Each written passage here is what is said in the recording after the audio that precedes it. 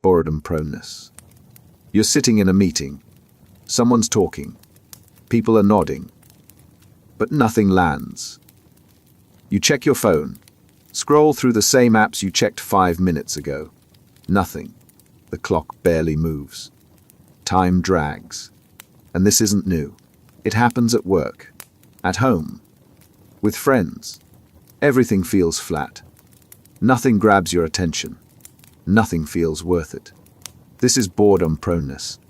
It's the tendency to fall into boredom faster and stay there longer than most people. It's not laziness. It's not lack of options. It's a pattern where your brain refuses to engage with what's in front of you, leaving you stuck in restless dissatisfaction. Here's how it works. Some people need higher levels of stimulation just to feel engaged. Their baseline for interesting sits higher than average. What keeps others occupied feels dull. A conversation others enjoy registers as noise. A task others finish without issue feels unbearable. The brain keeps scanning for something more, something better, something that actually delivers. When nothing hits that threshold, boredom sets in. But it's not just about stimulation. Boredom proneness feeds on meaning. Or the lack of it. When you can't see the point in what you're doing, engagement collapses. It doesn't matter if the task is important. If it doesn't feel meaningful to you, your brain disengages. The meeting could be critical. The project could be urgent. But without a connection between effort and personal significance, attention evaporates. This shows up everywhere. At work, focus becomes impossible. Your mind drifts mid-sentence, mid-email, mid-conversation. At home, hobbies that used to bring joy now feel like chores.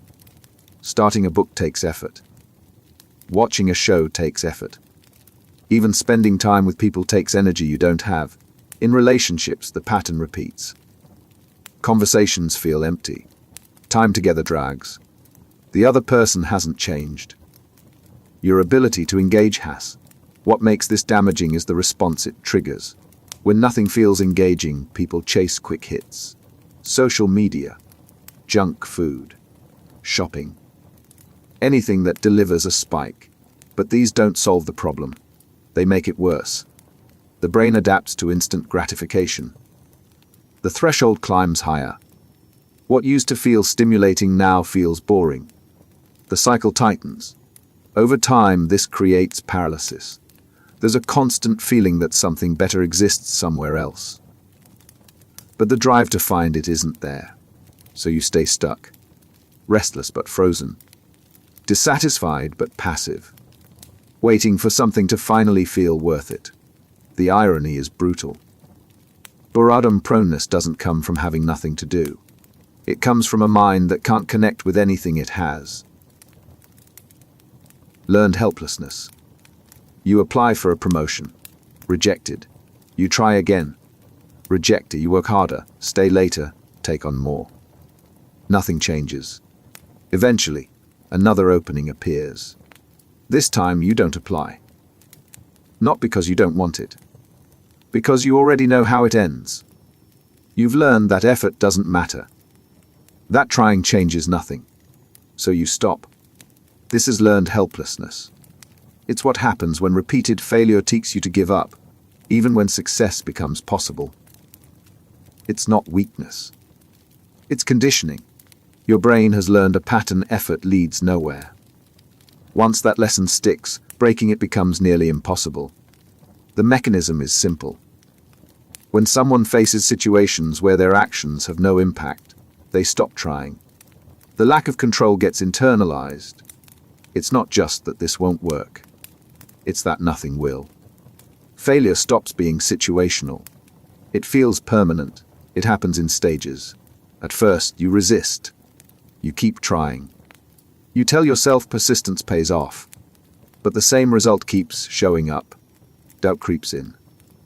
Maybe you're doing it wrong. Maybe you're not good enough. The explanation shifts inward. External obstacles become personal flaws. That's when helplessness takes root. What makes it worse is how invisible the trap becomes. Learned helplessness doesn't feel like giving up. It feels like realism. You're not avoiding effort because you're lazy. You're avoiding it because experience has proven it's pointless. The belief embeds so deeply that even when opportunities appear, you don't see them. Your mind dismisses them before you consciously decide. The door opens. You've stopped looking for it. This bleeds across everything. At work, you stop volunteering for projects. Past efforts were ignored. In relationships, you stop trying to fix problems. Every attempt ended the same way. With goals, you stop setting them. Too many failures have stacked up. The details change. The pattern doesn't. Effort, failure, withdrawal. The cruelest part is how it spreads. Helplessness in one area infects others. Powerlessness at work becomes powerlessness at home. Inability to change a relationship becomes inability to change anything.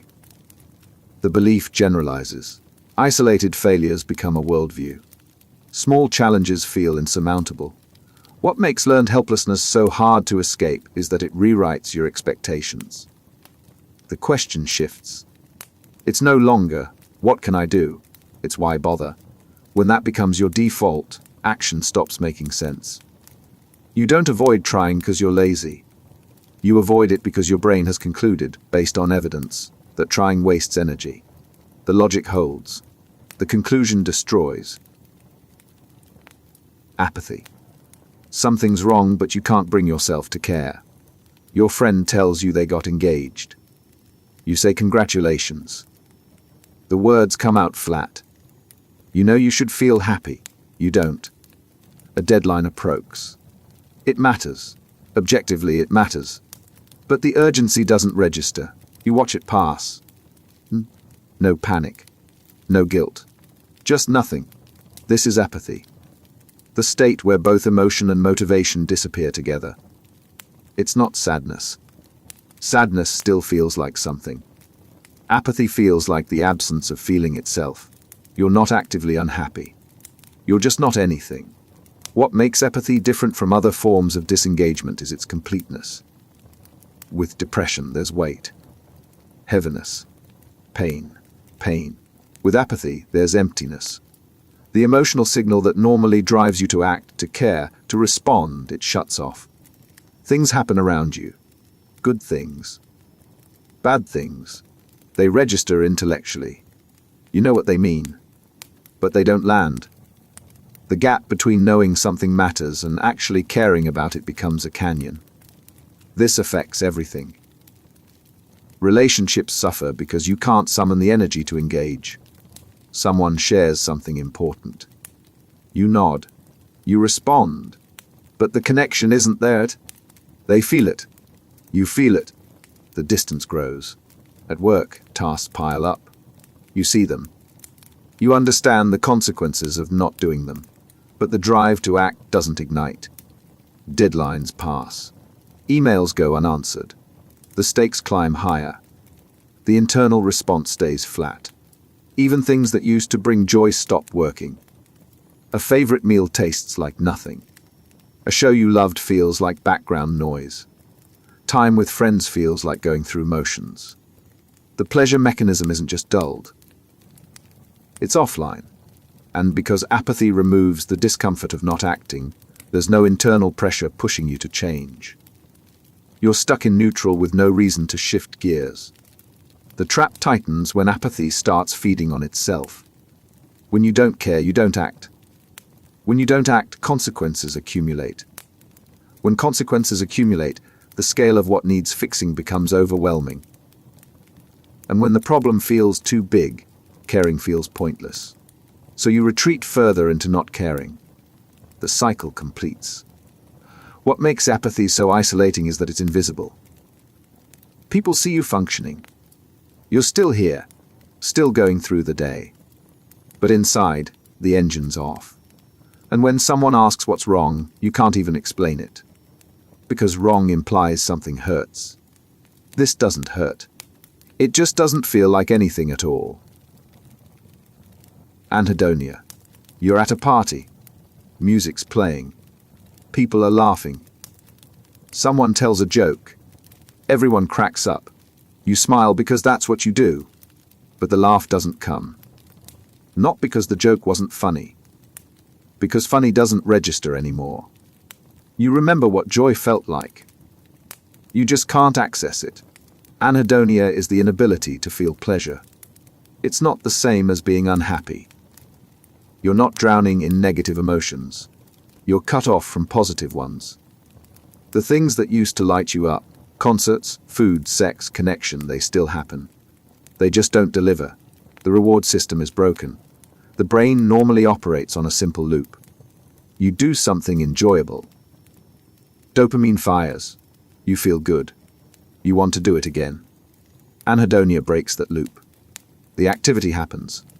The dopamine doesn't fire, or it fires weakly. So there's no payoff, no satisfaction, no sense of, that was worth it. Without that signal, motivation collapses. Why pursue something if there's nothing waiting on the other side? This shows up in strange ways. You eat your favorite meal. It tastes fine, but the pleasure is gone. You spend time with someone you love. Intellectually, you know you care about them. Emotionally, the warmth isn't there. You finish a project you've worked on for months. It's done. You know that should feel satisfying. It doesn't. The gap between what should feel good and what actually does becomes disorienting. What makes anhedonia particularly cruel is that it doesn't just remove joy. It removes hope. Hope relies on the belief that something better is possible. That if you push through, if you try, there's a reward waiting. Anhedonia strips that away. You've tried the things that used to work. They don't work anymore. So why keep trying? The logic is airtight. The conclusion is devastating. Over time, this creates withdrawal.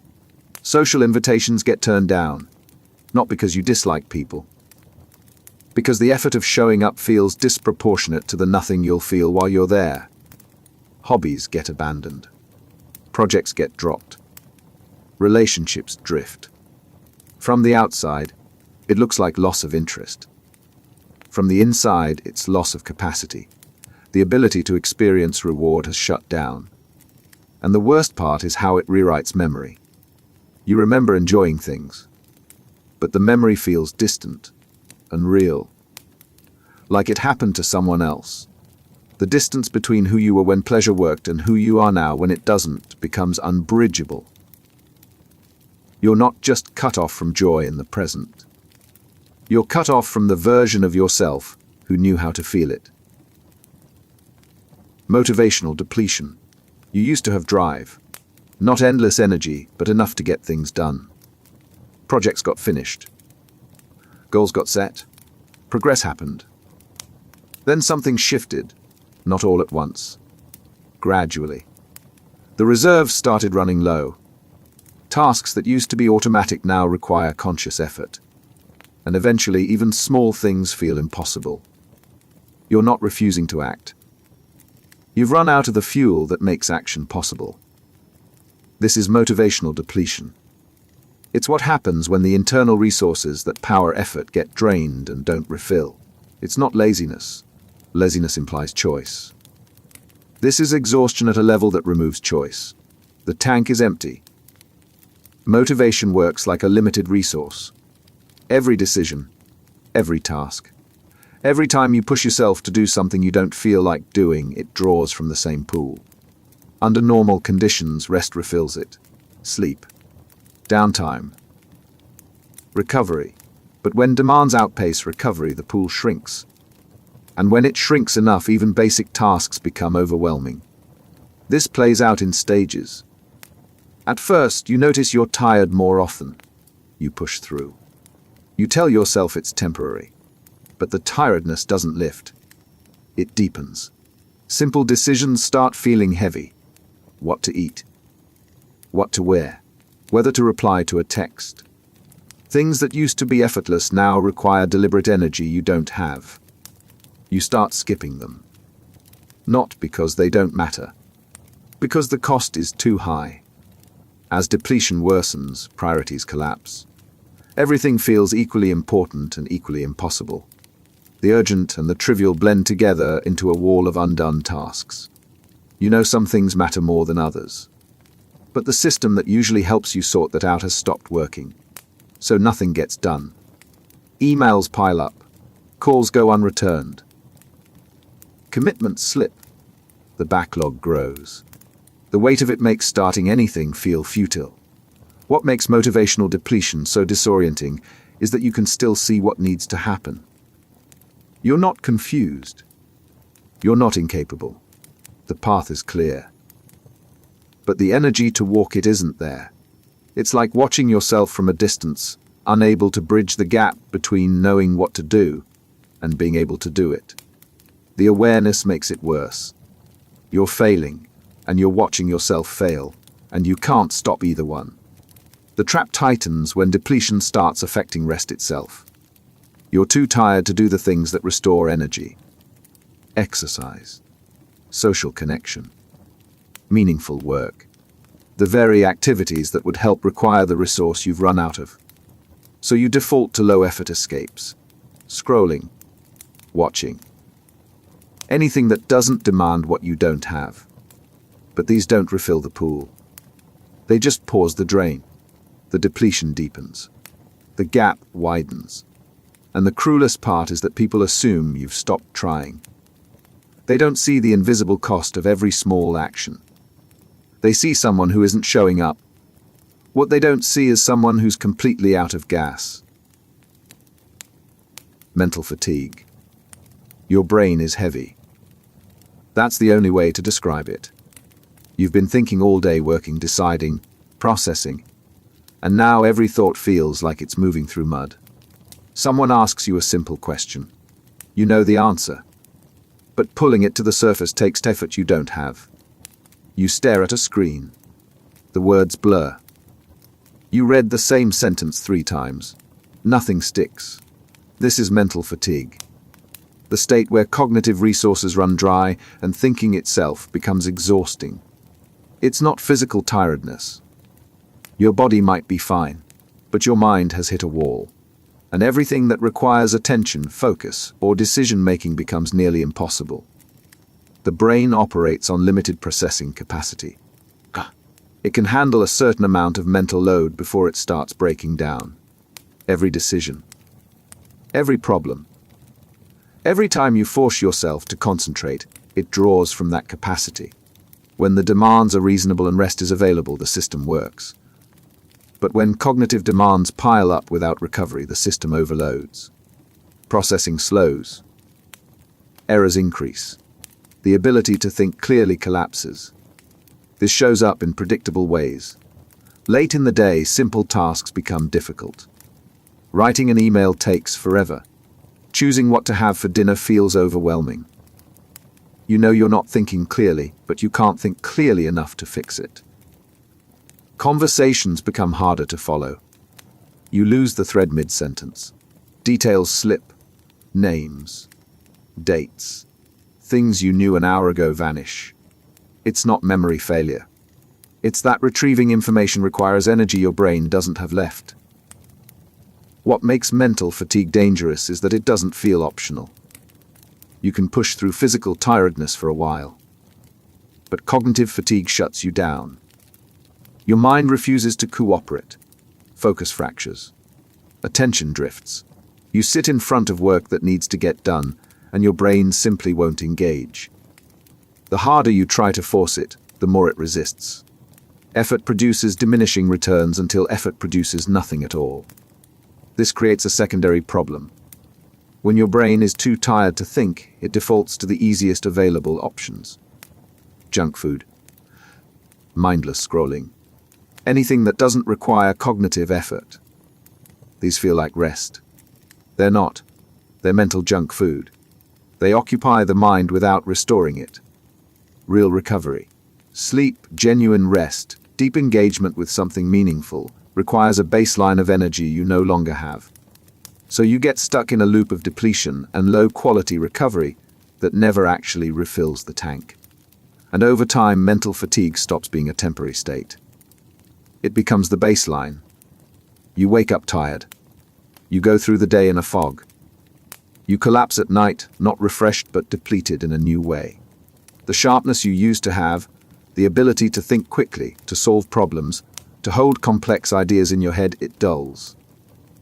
And once it dulls enough, you stop noticing how much you've lost. The fatigue becomes normal. The fog becomes home. Under-stimulation. The day stretches ahead. Nothing planned. Nothing urgent. You could do anything. Read. Go out. Call someone. But none of it sounds appealing. Not because you're tired, because nothing feels worth the energy. You scroll your phone. Put it down. Pick it up again. The minutes crawl. Your mind feels restless and blank at the same time. This is under-stimulation. It's what happens when your environment doesn't provide enough input to keep your brain engaged. You're not busy. You're not distracted. You're just floating in a mental void where nothing captures attention and everything feels equally dull. The brain needs a certain level of input to function well. Challenges, novelty, problems to solve. When that input drops below a threshold, the mind starts to wander. Not in a creative way, in an aimless way. You're awake, but there's nothing to latch onto. No task pulling you forward. No conversation demanding focus. Just empty space where engagement should be. Under-stimulation feels different from boredom proneness. With boredom proneness, things are happening, but they don't feel interesting enough. With under-stimulation, things aren't happening at all. The environment is too quiet, too predictable, too safe. Your brain is looking for something to process and finding nothing. The lack creates a strange kind of agitation. You want to do something. You just don't know what. This shows up most clearly in isolation. Weekends alone. Long stretches with no plans. Periods between jobs. You have time. You have options. But without external structure pushing you into action, nothing happens. You think about starting something. The thought dissolves. You consider going somewhere. The effort feels disproportionate. So you stay where you are, stuck in a loop of low-level restlessness that never resolves. What makes under-stimulation tricky is that it masquerades as rest. You're not doing much. That should feel relaxing. It doesn't. Because the brain isn't designed for prolonged inactivity. It needs engagement. When it doesn't get enough, it starts creating problems just to have something to work on. Worry. Rumination. Imaginary conflicts. The mind fills the void with noise because silence feels worse. And the longer under-stimulation lasts, the harder it becomes to break. Doing nothing becomes a habit. The threshold for worth doing climbs higher. Small tasks start to feel overwhelming not because they're difficult, but because breaking inertia requires energy you've stopped generating. You're not paralyzed. You're just stuck in a state where nothing feels compelling enough to pull you out. Meaninglessness. You finish a task. It's done. You move to the next one. Finish that. Move again. The day ends. Tomorrow starts. The same cycle repeats. And somewhere in the middle of it, question surfaces. What's the point? Not dramatically. Just quietly. You're doing things. Things are getting done, but the reason for any of it has gone missing. Meaninglessness is the psychological state where purpose disappears. Not because life has become objectively pointless, because the connection between action and significance has been severed. You know intellectually that what you're doing matters. To someone. In some context. But the feeling that it matters to you, that it adds up to something, isn't there. This isn't the same as apathy. Apathy removes feeling. Meaninglessness removes direction. You can still care. You can still feel. But without a sense of purpose tying things together, every action exists in isolation. Disconnected. Arbitrary. You're going through the motions, and the motions don't mean anything. The trap is that meaning can't be forced. You can't logic your way into feeling that something matters. Either it resonates or it doesn't. And when it stops resonating, no amount of rational justification brings it back. You tell yourself the work is important. The relationships matter. The goals are worthwhile. The words are true. The conviction is missing. This plays out quietly. You show up. You perform. From the outside, nothing has changed. But inside, the thread connecting effort to value has snapped. Tasks feel mechanical. Conversations feel scripted. Achievements feel hollow. You're still participating, but participation has lost its weight. The substance underneath has drained away. What makes meaninglessness dangerous is how it spreads. It starts in one area. Work feels pointless. Then it touches another. Why maintain the relationship? Then another. Why pursue the goal? Soon, the question infects everything. And when everything feels equally meaningless, choice becomes arbitrary. Nothing matters more than anything else. So why choose at all? Over time, this creates a specific kind of exhaustion. Not from doing too much. From doing things that don't feel worth doing. Every action requires justification the feeling no longer provides. You keep moving because stopping feels worse, but the momentum is hollow. You're running on obligation, not purpose. And obligation, without meaning underneath it, eventually runs dry. Disengagement. You're in a conversation. Someone's talking about their weekend. You nod. You make the right sounds, but you're not there. Not really. Your mind is elsewhere, not thinking about anything specific. Just not here. The person finishes talking. You realize you didn't catch the last 3 sentences. You smile anyway. Disengagement is the quiet withdrawal from active participation. You're present in body but absent in attention. You're not refusing to engage. You're just not fully in it. The mental investment required to be truly involved, to care about the outcome, to track what's happening, it's not there. You're coasting. Going through the form without the substance. What separates disengagement from apathy is intent. Apathy removes the capacity to care. Disengagement is a choice, often unconscious, to conserve energy by not fully showing up. It's not that you can't engage. It's that engagement costs more than you're willing to spend. So you withdraw just enough to get by without fully committing. This happens gradually. At first, you're all in. Meetings. Projects. Relationships. You contribute. You care. But over time, the returns diminish. The effort you put in doesn't match what you get back. So you pull back. Not all at once. A little less each time. You stop volunteering ideas. You stop asking follow-up questions. You stop investing in outcomes you can't control. The withdrawal feels protective, and in some ways it is. But it comes at a cost. Because disengagement creates distance. Between you and your work. Between you and other people. Between you and the things that used to matter. You're still there, but you're observing more than participating. Watching from a slight remove. The gap is small at first, but it widens. And the wider it gets, the harder it becomes to bridge. What makes disengagement insidious is that it feels rational. Why invest in something that won't pay off? Why care about an outcome you can't influence? The logic is sound, but logic doesn't account for what happens when you stop engaging with everything. You become a spectator in your own life, present but uninvolved, safe but disconnected. And disconnection, once it takes hold, becomes its own kind of trap. The worst part is how normal it feels. Disengagement doesn't announce itself.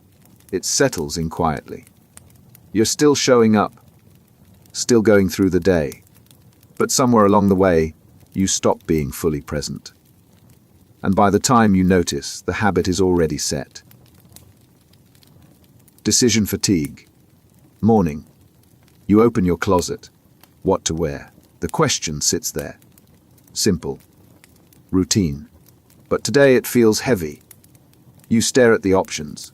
Nothing feels right. Nothing feels wrong. You just can't decide. Minutes pass. You pick something. Move to breakfast. What to eat. The same paralysis. By noon, you've made a dozen small choices and each one took longer than it should have. Your brain feels slow, thick, like it's wading through something. This is decision fatigue, the state where the mental resources needed to make choices run out. Every decision, no matter how small, draws from the same limited pool.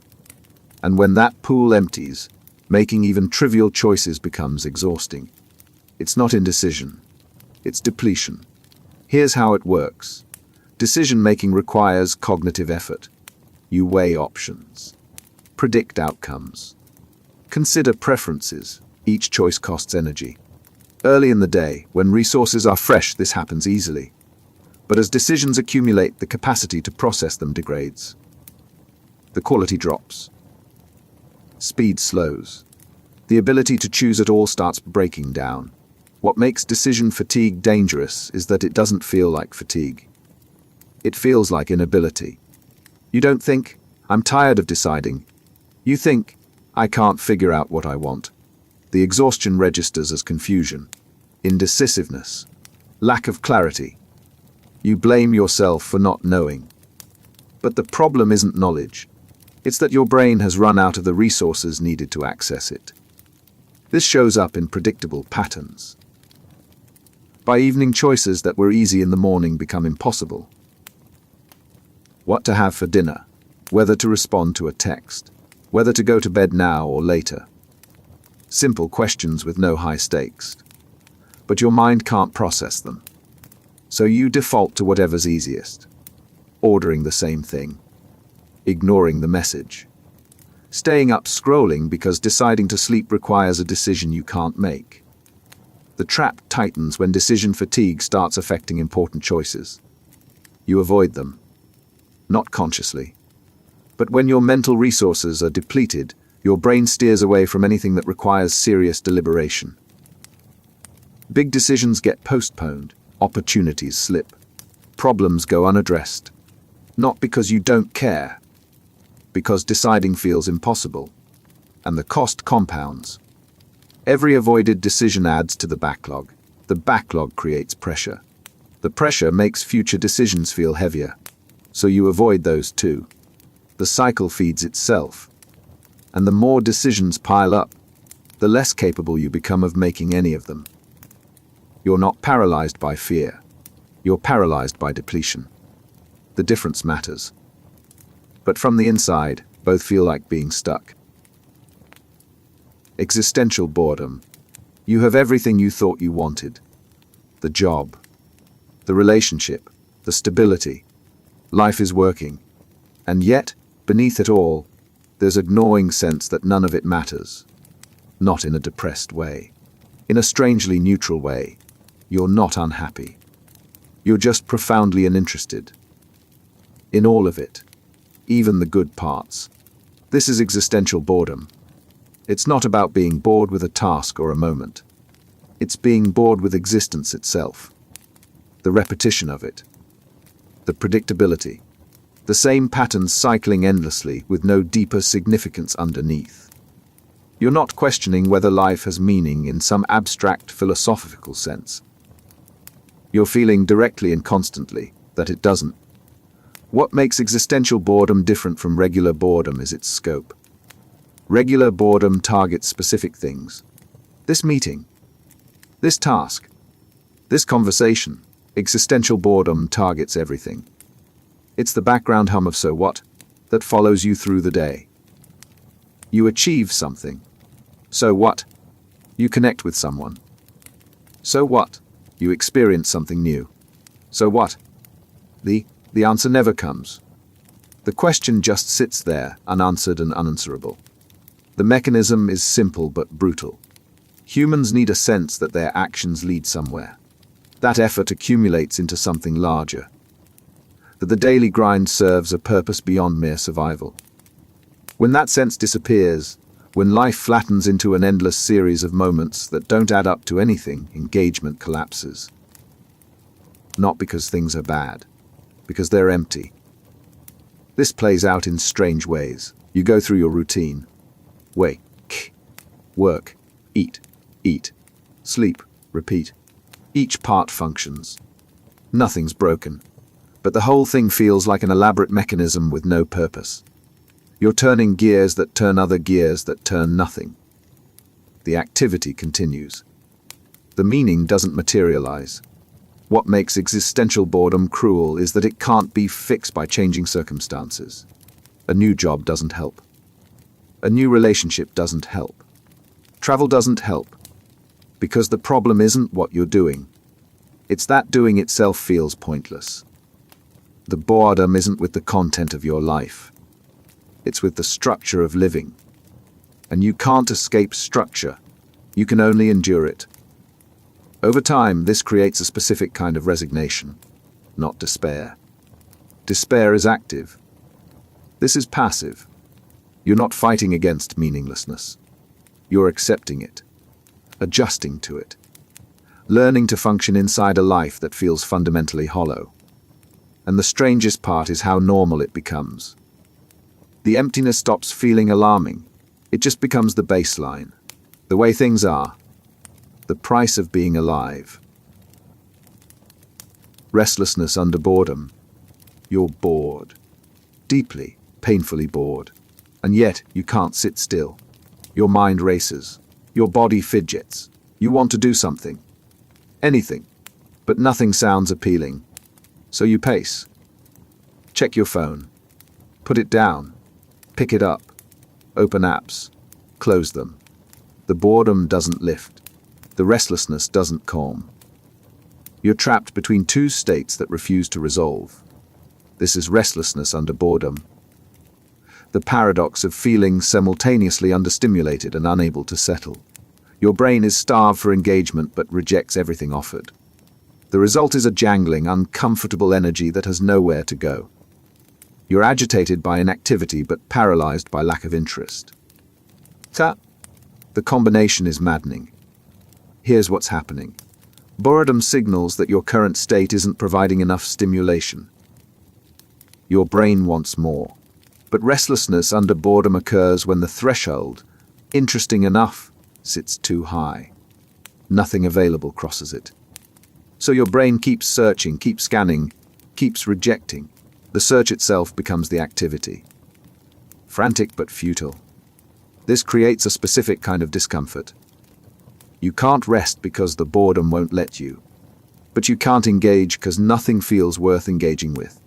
You're stuck in a liminal space where neither action nor inaction resolves the tension. Doing nothing feels unbearable. Doing something feels pointless.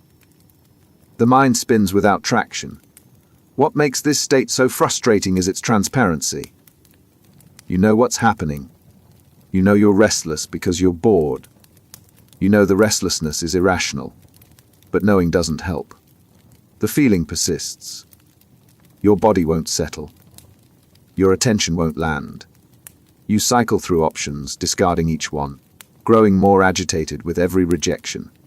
This shows up in distinct behaviors. Constant task switching.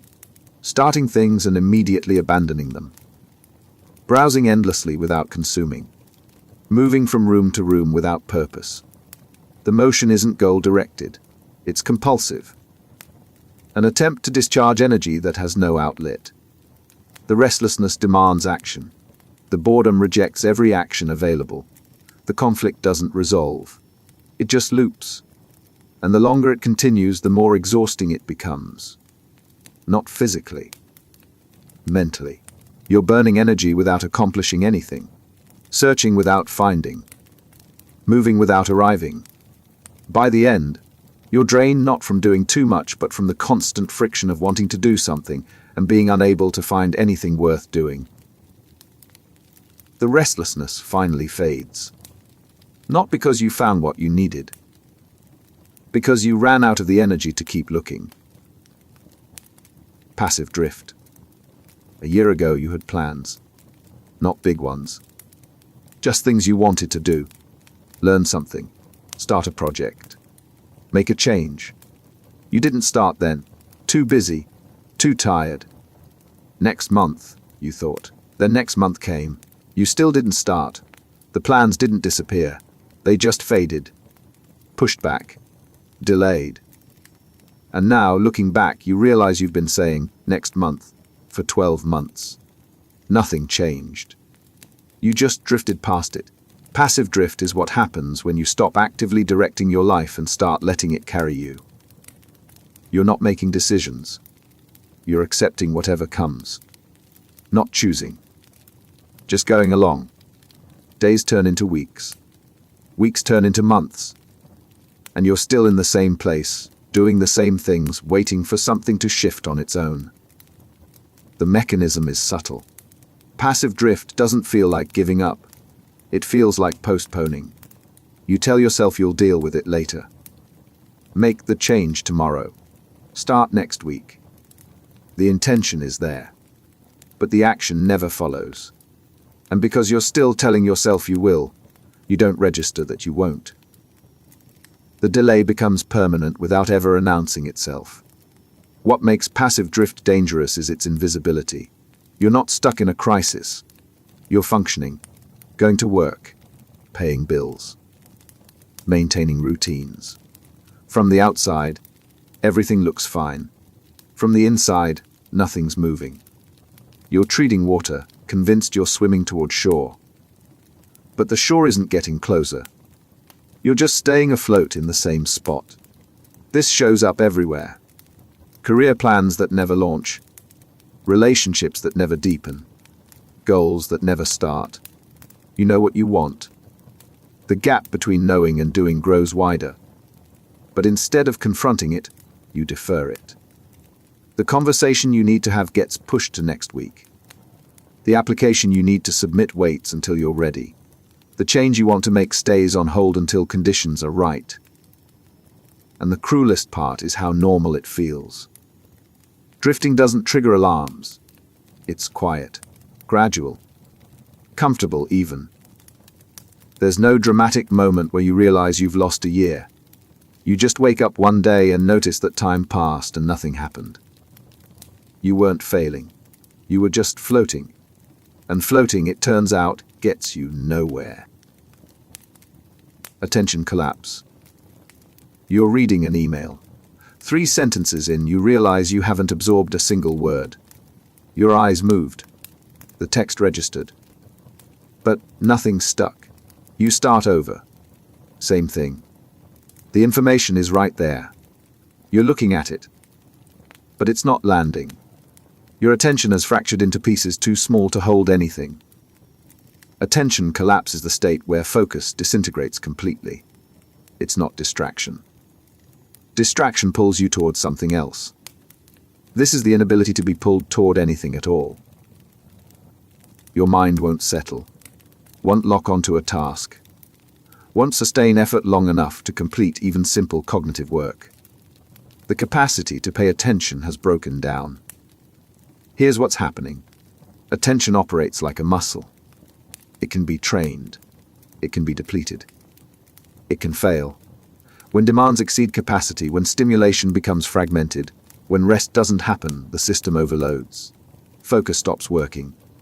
The brain can't filter, can't prioritize, can't hold anything in place long enough to process it.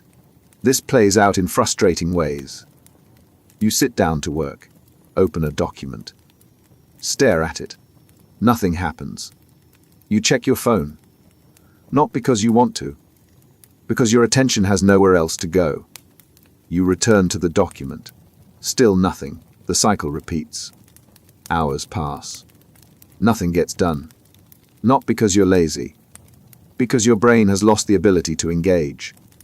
What makes attention collapse so disorienting is that you can feel it failing in real time. You know you need to focus. You're trying to focus. But the trying doesn't work. It's like reaching for something and your hand won't close. The intention is there. The execution isn't. You're watching yourself fail to do something that used to be automatic. And the awareness makes it worse. The trap deepens when collapsed attention starts feeding on itself. When you can't focus, tasks take longer. When tasks take longer, frustration builds. When frustration builds, focus deteriorates further. You're stuck in a loop where the inability to concentrate creates conditions that make concentrating even harder. The system spirals. And by the time you notice, you're too fragmented to fix it. And the worst part is how it spreads. Attention collapse doesn't stay contained. It starts with work. Then it touches conversations. You lose the thread mid-sentence. Someone's talking. You're nodding. But you're not processing. Then it wreaks everything. Books. Shows. Moments that deserve presence. Your mind skates across the surface of all of it, unable to sink in anywhere. You're there, but you're not really anywhere at all. Reward flattening. You used to get a rush from finishing things. Completing a project felt satisfying. Hitting a goal felt good. Now, you finish something and feel nothing. The task is done. You know it matters. But the sense of accomplishment doesn't come. The reward that used to follow effort has flattened into nothing. Reward flattening happens when the emotional payoff from achievement disappears. You're still capable of completing tasks. You're still checking boxes, but the internal signal that says, "This was worth it," has gone silent. Effort no longer produces satisfaction. Success no longer produces pride. The feedback loop that makes achievement feel meaningful has collapsed. The brain relies on reward to reinforce behavior. You do something. It feels good. You want to do it again. That's the loop. Reward flattening breaks it. The action happens. The reward doesn't follow. So the motivation to repeat the action vanishes. Why work hard if working hard doesn't feel like anything? The logic is airtight. The conclusion is paralyzing. This affects everything. At work, promotions don't excite you. Raises don't register. Recognition feels empty. You accept them because that's what you do. But there's no internal celebration. Just acknowledgement that something happened. In personal life, achievements you work toward for months land with a thud. You reach the goal. It doesn't feel like you thought it would. The anticipation was there. The payoff wasn't. What makes reward flattening cruel is that it removes hope without removing effort. You're still trying. Still pushing. Still working toward things. But every time you cross the finish line feels like a starting line. There's no climax. No release. Just the awareness that you did a thing and it meant less than it should have. The effort continues. The reward doesn't. Over time, this creates a strange kind of despair. Not the dramatic kind, the quiet kind. You keep achieving. The achievements keep feeling empty. Eventually, you stop setting goals because reaching them doesn't deliver what goals are supposed to deliver. The mechanism that translates success into satisfaction has broken. And without that translation, success stops feeling worth pursuing. What's left is motion without meaning. You're still doing things. Things are still getting done. But the internal experience of progress has evaporated. You're running a race where crossing the finish line triggers nothing. No relief. No pride. No sense of completion. Just the flat recognition that it's over, and you feel exactly the same as when it started. Motivational paralysis. You know what needs to happen. The task is clear. The steps are obvious. You could start right now, and yet you don't. You sit there, fully aware of what you should be doing, completely unable to make yourself do it. It's not procrastination. Procrastination is choosing something else. This is choosing nothing. You're frozen. Motivational paralysis is the state where the ability to initiate action completely shuts down. You're not confused about what to do. You're not avoiding because it's hard. You're stuck at the starting line, unable to move even when every part of you knows you need to. The gap between intention and action becomes unbridgeable. The mechanism is brutal. Motivation requires a spark, a reason, a feeling that effort will lead somewhere. When that spark doesn't fire, action doesn't happen. And when it doesn't fire repeatedly, the system stops trying. Your brain learns that starting is impossible, so it stops generating the impulse to start. You're left with full awareness and zero capacity to act on it. This shows up in agonizing ways. Deadlines approach. You watch them. You know the consequences. But you can't move. Emails pile up. You see them. You know you should respond. Your hands won't type. Opportunities appear. You recognize them.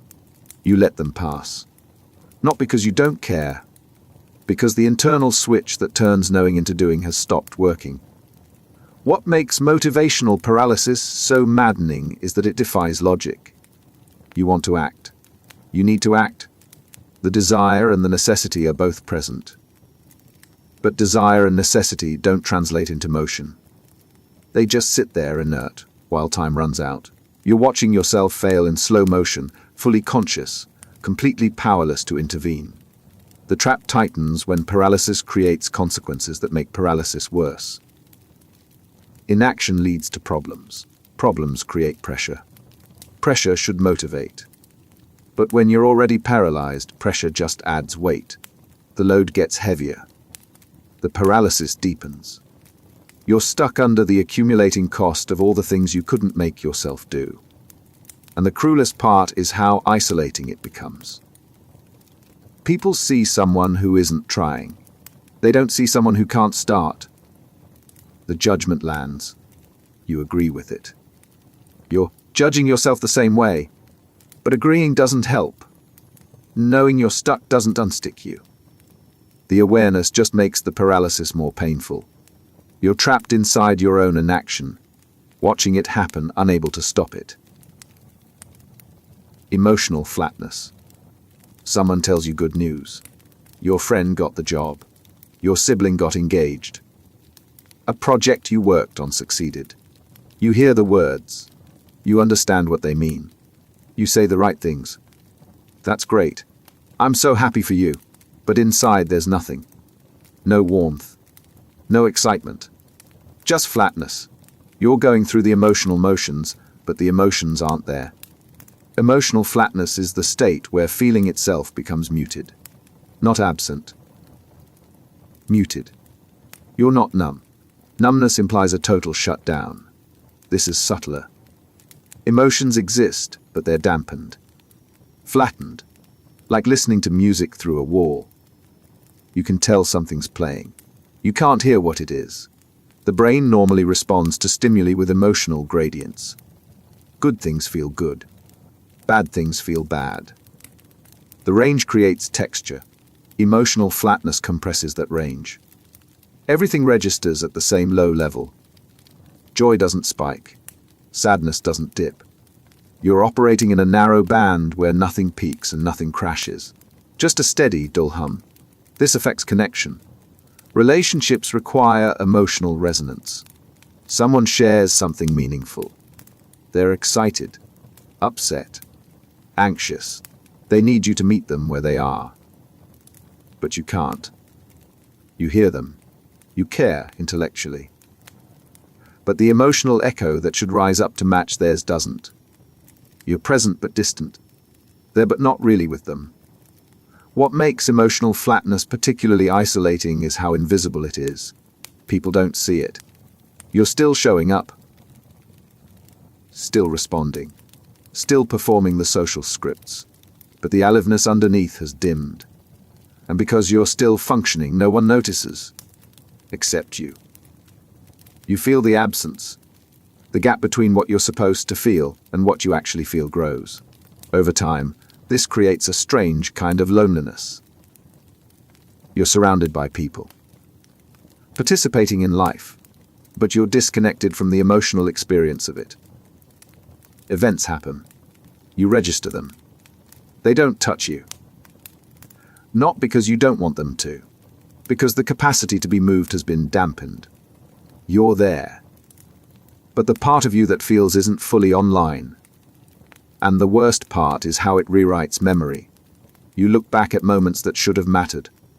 Celebrations. milestones, connections. You remember being there. You don't remember feeling anything. The flatness doesn't just affect the present. It bleeds backward, draining emotional color from experiences that, at the time, already felt muted. You're left with a catalogue of moments you were present but never fully felt. Aversive idleness. You have nothing to do. No obligations. No deadlines. Free time stretches ahead. You should feel relieved. Instead, you feel uneasy. The emptiness bothers you.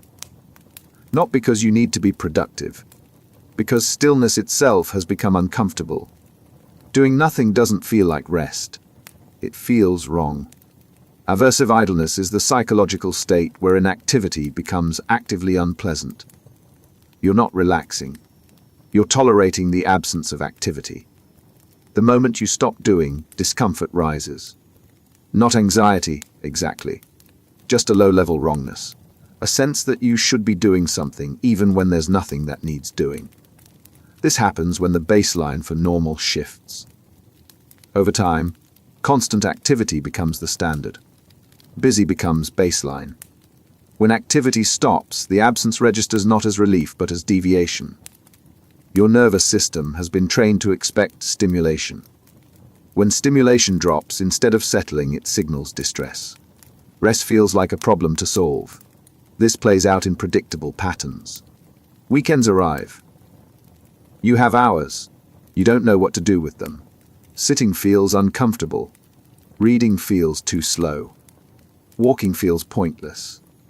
You fill the time with low-level tasks. Organizing things that don't need organizing. Scrolling. Checking. Anything to avoid the discomfort of genuine stillness. What makes aversive idleness insidious is that it masquerades as motivation. You can't sit still. That sounds productive. But the drive isn't toward anything meaningful. It's away from discomfort. You're not pursuing. You're fleeing. The activity serves no purpose except to keep the unease at bay. And because the unease returns the moment you stop, the cycle never ends. The trap is that rest requires the ability to rest. Recovery requires letting go. But when idleness triggers discomfort, letting go becomes impossible. You need downtime. Downtime feels unbearable. So you stay in motion, never fully engaged but never fully resting. Burning energy without replenishing it. Staying busy to avoid the discomfort of not being busy. And over time, this erodes the capacity for presence. You lose the ability to simply be. To sit with a moment without needing to fill it. To exist without doing. The space between tasks, the space where rest happens, where thoughts settle, where the mind integrates, that space becomes intolerable. You're always moving, never arriving, never still. Because stillness, the thing you need most, has become the thing you can't bear. Chronic disinterest. People talk about their hobbies, travel plans, new projects they're excited about. You listen, you nod, but nothing they say sparks anything. Not judgment, not envy, not curiosity, just a blank acknowledgement that they care about something you don't. And it's not just their interests, it's everything. Movies, music, food, news.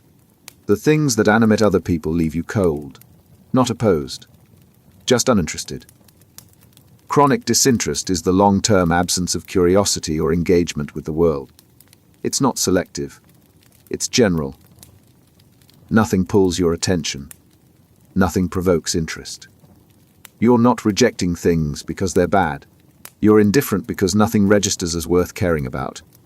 The difference between this and boredom is duration and scope.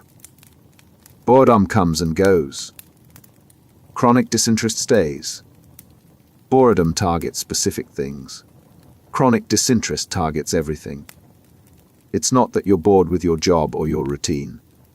It's that the entire landscape of possible interests feels equally empty. This happens when the mechanism that generates curiosity stops working. Curiosity requires openness, a willingness to explore, an assumption that something out there might be worth discovering. Chronic disinterest removes that assumption. You've stopped expecting to find anything engaging, so you stop looking. The search shuts down before it begins. What makes this state so stagnant is how it reinforces itself. When you're not interested in anything, you don't pursue anything. When you don't pursue anything, you don't encounter anything new. When you don't encounter anything new, nothing disrupts the disinterest. The cycle locks. You're surrounded by options but engaged with none of them. This shows up in conversations. Someone recommends a book. You thank them but don't read it. A friend suggests a restaurant. You agree but don't care where you go. Invitations arrive. You decline not because you're busy, but because participating feels like effort for no return. The world keeps offering. You keep passing. And over time, chronic disinterest doesn't just affect what you do. It affects who you are. Interests shape identity. When interests disappear, identity flattens. You're not passionate about anything. Not curious about anything. Not driven toward anything. You're just here, present but uninvested. Alive but not really living. Effort aversion. The alarm goes off. You should get up. Getting up requires movement. Movement feels like too much. You hit snooze. Not because you're tired, because the effort of standing feels disproportionate to the reward. This repeats throughout the day. Every action, no matter how small, meets resistance. Not external resistance. Internal resistance. The resistance is effort itself. Effort aversion is the psychological state where any expenditure of energy feels unbearable. You're not avoiding hard things. You're avoiding all things. Because everything, even the easy stuff, requires effort you're unwilling or unable to give. Here's the mechanism. The brain calculates cost versus benefit constantly. Effort is cost. Reward is benefit. When the calculation favors reward, action happens. Effort aversion breaks that calculation. The cost side inflates. The benefit side shrinks. Even when rewards outweigh costs objectively. Subjectively, the math doesn't work. Effort feels too expensive. Always. This doesn't look like laziness from the inside. Laziness implies you could do it but choose not to. Effort aversion feels like genuine incapacity. The energy required to act any act exceeds what you have available. So you don't act. Not as a choice, as a conservation of resources that are already depleted. The trap is that avoiding effort doesn't restore energy. It just creates new problems. Emails don't get answered. Bills don't get paid. Laundry piles up. The consequences accumulate. But addressing consequences requires effort, which you're avoiding. So the problems grow while the capacity to solve them shrinks. What makes effort aversion so debilitating is how it spreads. It starts with optional tasks, hobbies, social plans, things you can skip without immediate penalty.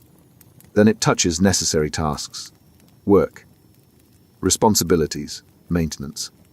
Eventually it wreaks basic self-care, showering, eating properly, getting out of bed. The threshold for too much effort drops so low that survival tasks start falling on the wrong side of it. And the cruelest part is the judgment that follows. People see someone who isn't trying. They don't see someone for whom trying has become functionally impossible. The gap between what looks like refusal and what feels like inability is invisible from the outside. So the judgment lands, and it's accurate in a sense. You're not trying. But not trying isn't the same as not wanting to. It's that the cost of effort has become prohibitive. And when everything costs too much, nothing gets done. Task initiation failure. You sit down to work. Open your laptop. Stare at the screen. You know what needs to happen. The first step is clear. You don't take it. Minutes pass. You're still staring. You close the laptop. Walk away. Come back an hour later. Same thing. The task is there. The ability to start isn't. This happens every day. Different tasks, Same failure. You can't begin.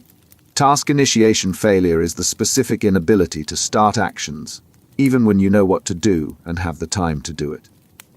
It's not confusion. It's not procrastination in the usual sense. It's a complete breakdown at the starting line. The transition from intention to action doesn't happen. The brain has a process for initiating tasks. Recognize the task. Formulate first step. Execute. Task initiation failure breaks at step 3. The recognition is there. The plan is there. The execution doesn't fire. You're stuck in a loop of knowing without doing, planning without starting, intending without acting. What makes this failure so frustrating is its specificity. Once you start, you can continue. The problem isn't sustaining effort. It's generating the first bit of momentum. It's like trying to push a car from a standstill. The initial force required to overcome inertia is massive, and that force, the spark that converts stillness into motion, isn't available. This shows up most clearly with routine tasks. Things you've done 1,000 times. Making breakfast. Responding to emails. Starting the commute. None of them are hard. All of them require initiation, and initiation is where the system fails. You stand in front of the coffee maker. You know how to make coffee. Your hand won't move. The gap between knowledge and action becomes unbridgeable. Over time, this creates a backlog of undone things. Each failed initiation adds to the pile. The pile creates pressure. The pressure makes initiation feel even harder. You're not just starting a task. You're starting a task while carrying the weight of all the tasks you failed to start before. The load compounds. The failure repeats. And the worst part is how it warps your relationship with time. Deadlines approach. You see them coming. You know you need to start. Days pass. You don't. Hours remain. You still don't. The deadline arrives. You've run out of time. Not because you didn't have enough. Because you couldn't make yourself begin until it was too late. The time was there. The ability to use it wasn't. Low-arousal dissatisfaction. You're unhappy with how things are. Not dramatically unhappy. Just persistently dissatisfied. Your job isn't what you want. Your routine feels stale. Your relationships feel shallow. You know this? You recognize the gaps. But the dissatisfaction doesn't translate into action. It just sits there. A dull ache you're aware of but don't address. Low-arousal dissatisfaction is the state where discontent exists without the energy to change it. You're unsatisfied. But the dissatisfaction is quiet. Passive. It doesn't generate urgency. It doesn't spark motivation. It just creates a constant, low-level awareness that things aren't right, paired with complete inertia about fixing them. The mechanism is simple. Dissatisfaction normally acts as a signal. Something's wrong. Do something about it. But that signal requires arousal. Emotional intensity. Discomfort sharp enough to push you toward change. Low-arousal dissatisfaction lacks intensity. The discomfort is real but muted. Not painful enough to force action. Just unpleasant enough to be constantly noticeable. This creates a strange kind of stuckness. You're not in denial. You see the problem. You're not content. You know things could be better. But seeing and knowing don't convert into doing.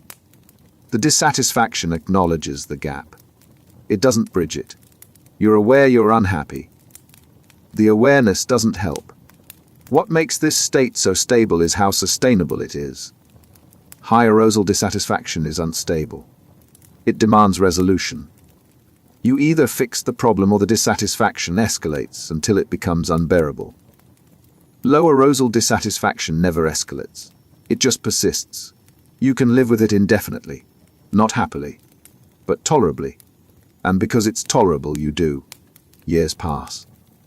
Nothing changes. The dissatisfaction remains. So does the inaction. This shows up across domains. A job you've outgrown. You know you should leave. You don't. A relationship that's no longer working. You know you should address it. You don't. A lifestyle that doesn't fit. You know you should change it. You don't. The pattern is consistent. Recognition without response. Awareness without action. And the cruelest part is how it robs you of agency. You're not powerless. You could act. But the dissatisfaction isn't strong enough to overcome inertia. So you stay put. Not because staying is good.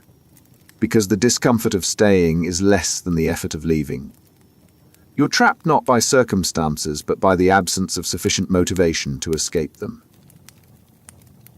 The dissatisfaction tells you where you are isn't right. It doesn't give you the push to go anywhere else.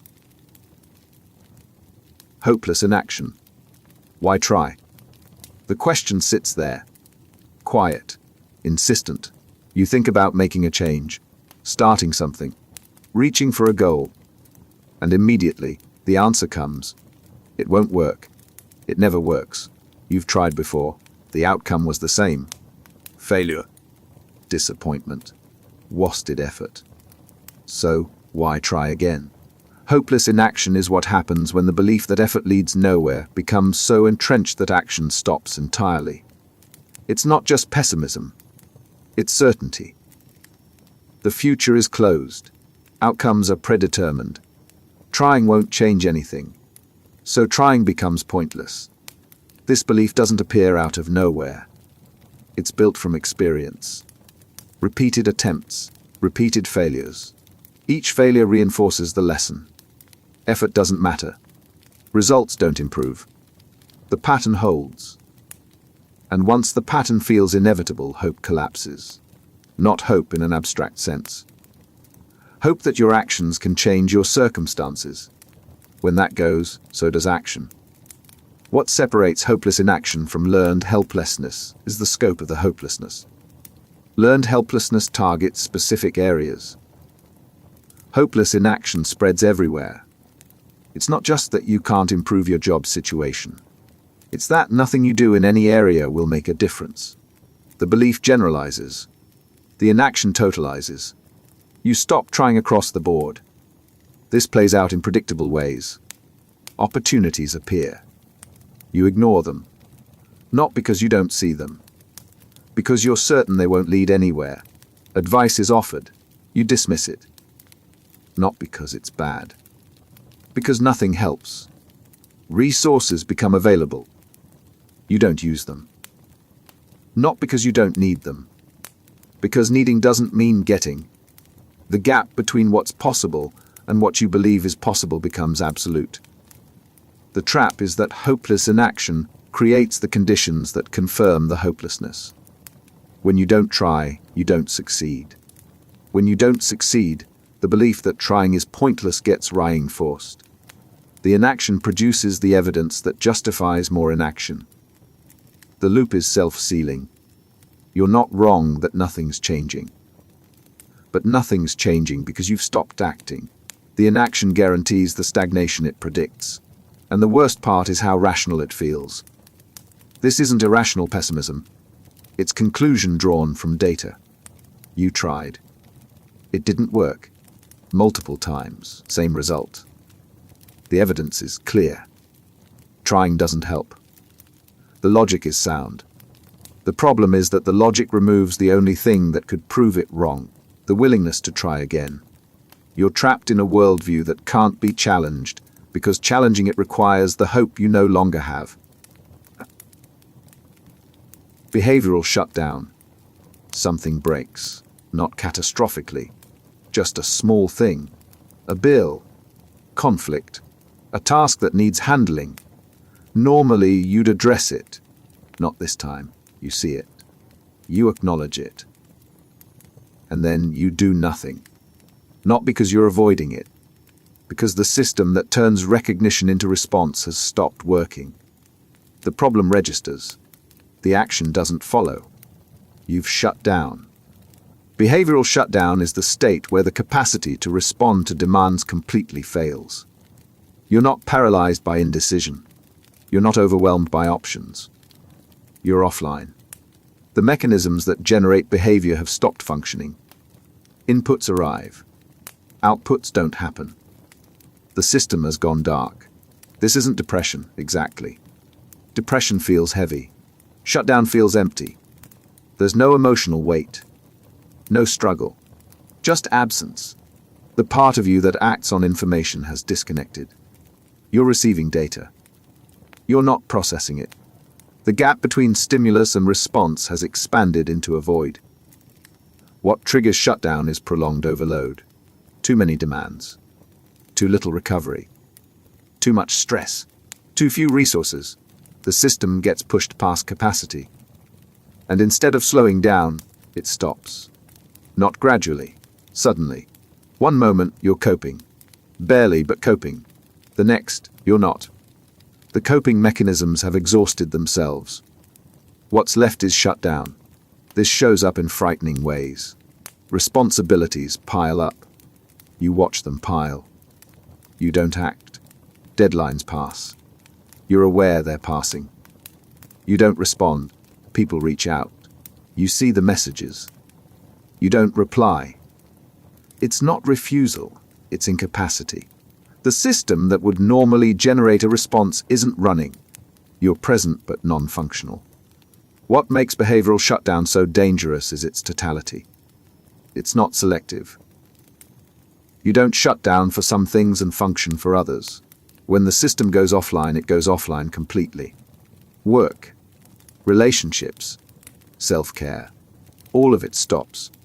You're moving through the day on autopilot at best, doing only what's so automatic it doesn't require decision or effort. Everything else falls away. And the cruelest part is how invisible it is from the inside. Shutdown doesn't announce itself. There's no moment where you think, I'm shutting down now. You just notice, at some point, that you've stopped doing things, stopped responding, stopped functioning. And by then, you're already too far offline to do anything about it. The system that would fix the shutdown is the system that's shut down. You're stuck in a loop where the problem is also the thing preventing you from solving the problem. You need to act to recover. But acting is what you can no longer do. Cognitive weariness. Every thought feels expensive. Someone asks your opinion. Simple question. But forming an answer requires pulling together information, weighing options, constructing a response. The process exhausts you before you start. You give a short answer. Not because you don't have more to say. Because saying more costs energy you're trying to conserve. Cognitive weariness is the exhaustion that comes from sustained mental effort. It's not the same as mental fatigue. Mental fatigue happens after overuse. Cognitive weariness is chronic. It's the baseline state where thinking itself feels like labor. Every decision, every problem, every moment of focused attention drains resources that don't refill. The brain runs on limited processing power. Under normal conditions, that power regenerates with rest. But when cognitive demands are relentless, when recovery never fully happens, the system runs in deficit. You're operating on reserves that are already depleted. Each new cognitive task draws from a tank that's been empty for weeks. This shows up in mundane ways. Reading requires too much focus. You start an article, lose the thread, start over. Still can't hold it. Conversations become difficult to track. You're listening, but processing what you hear takes effort you don't have. By the third exchange, you've lost context. Decisions, even trivial ones, feel overwhelming. What to eat? What to wear? Your brain resists engaging with the question. What makes cognitive weariness so depleting is that it doesn't spare essentials. You're not just tired when doing hard things. You're tired doing anything that requires thought. Planning tomorrow, remembering an appointment, calculating a tip. Tasks that used to be automatic now require conscious effort. And conscious effort, when you're already weary, feels impossible. The trap is that cognitive weariness makes rest harder to achieve. Real cognitive rest requires disengagement, letting the mind wander, processing nothing, But when you're wary, your thoughts feel sticky. They don't flow. They grind. Even when you're not actively thinking about anything, the background noise of your mind feels effortful. You can't turn it off. You can't settle into genuine rest. The weariness persists because the thing you need to recover, true mental quiet, remains out of reach. And over time, this weariness becomes identity. You're not someone who's temporarily tired. You're someone whose mind is always heavy. Thinking is hard. It's always been hard. You can't remember what it felt like when it wasn't. The weariness stops being a state and becomes a trait. Your baseline. The way your brain works now. Autopilot living. You get home. You don't remember the drive. Not because you were distracted. Because you weren't present. Your body went through the motions, turned at the right streets, stopped at the lights, but you weren't there. You were on autopilot. And this isn't just the commute. It's everything. You move through the day executing routines you don't remember choosing. Wake, shower, eat, work, sleep, repeat. None of it registers. You're living, but you're not experiencing it. Autopilot living is the state where conscious engagement with life disappears and everything becomes mechanical repetition. You're not choosing your actions. You're executing preset patterns. The days blur together because each one is functionally identical. Not because nothing changes. Because you've stopped noticing when it does. The brain defaults to autopilot when effort exceeds reward. Conscious living requires attention. Attention requires energy. When energy is scarce, the brain conserves by automating everything it can. Decision-making gets outsourced to habit. Experience gets compressed into routine. You stop actively living and start passively executing. What makes autopilot living so hollow is the absence it creates. You're not making memories. You're not accumulating experiences. You're just moving through time. Weeks pass. You can't distinguish one from another. Someone asks what you did last weekend. You don't remember. Not because you forgot. Because nothing stood out enough to remember. You were there. But you weren't paying attention. This shows up in relationships. Conversations happen. You respond. But you're not engaged. You're performing the social script without actually connecting. Your partner talks about their day. You nod. You've heard the words, but you didn't absorb them. They can tell. The distance grows. Not because you don't care. Because caring requires presence, and presence is what you've stopped providing. The trap is that autopilot feels safe. It's low effort. Low risk. You can coast through life without having to confront how unsatisfying it's become. But the safety comes at a cost. You're protected from discomfort. You're also cut off from joy. Autopilot doesn't discriminate. It flattens everything. The good and the bad both get compressed into the same neutral routine. And the worst part is how much time it steals. Years can pass on autopilot. You look back and realize you weren't really there for any of it. The moments happened.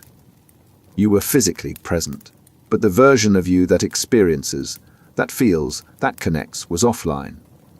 You didn't lose the time. You just weren't alive for it. Meaning depletion. There was a time when things mattered. You had reasons. Goals, things you were working toward. They gave structure. They gave purpose. And then, gradually, they didn't. Not all at once. Piece by piece. The reasons faded. The goals lost their pull. What used to feel important now feels arbitrary. You're still doing things, but the sense that they mean something has drained away. Meaning depletion is the slow erosion of purpose. It's not a sudden loss. It's a gradual dimming. The connections that once made life feel coherent start to fray. You can't pinpoint when it happened. You just notice, eventually, that the meaning you used to feel isn't there anymore. Meaning operates like a narrative. Actions connect to outcomes. Outcomes connect to values. Values create purpose.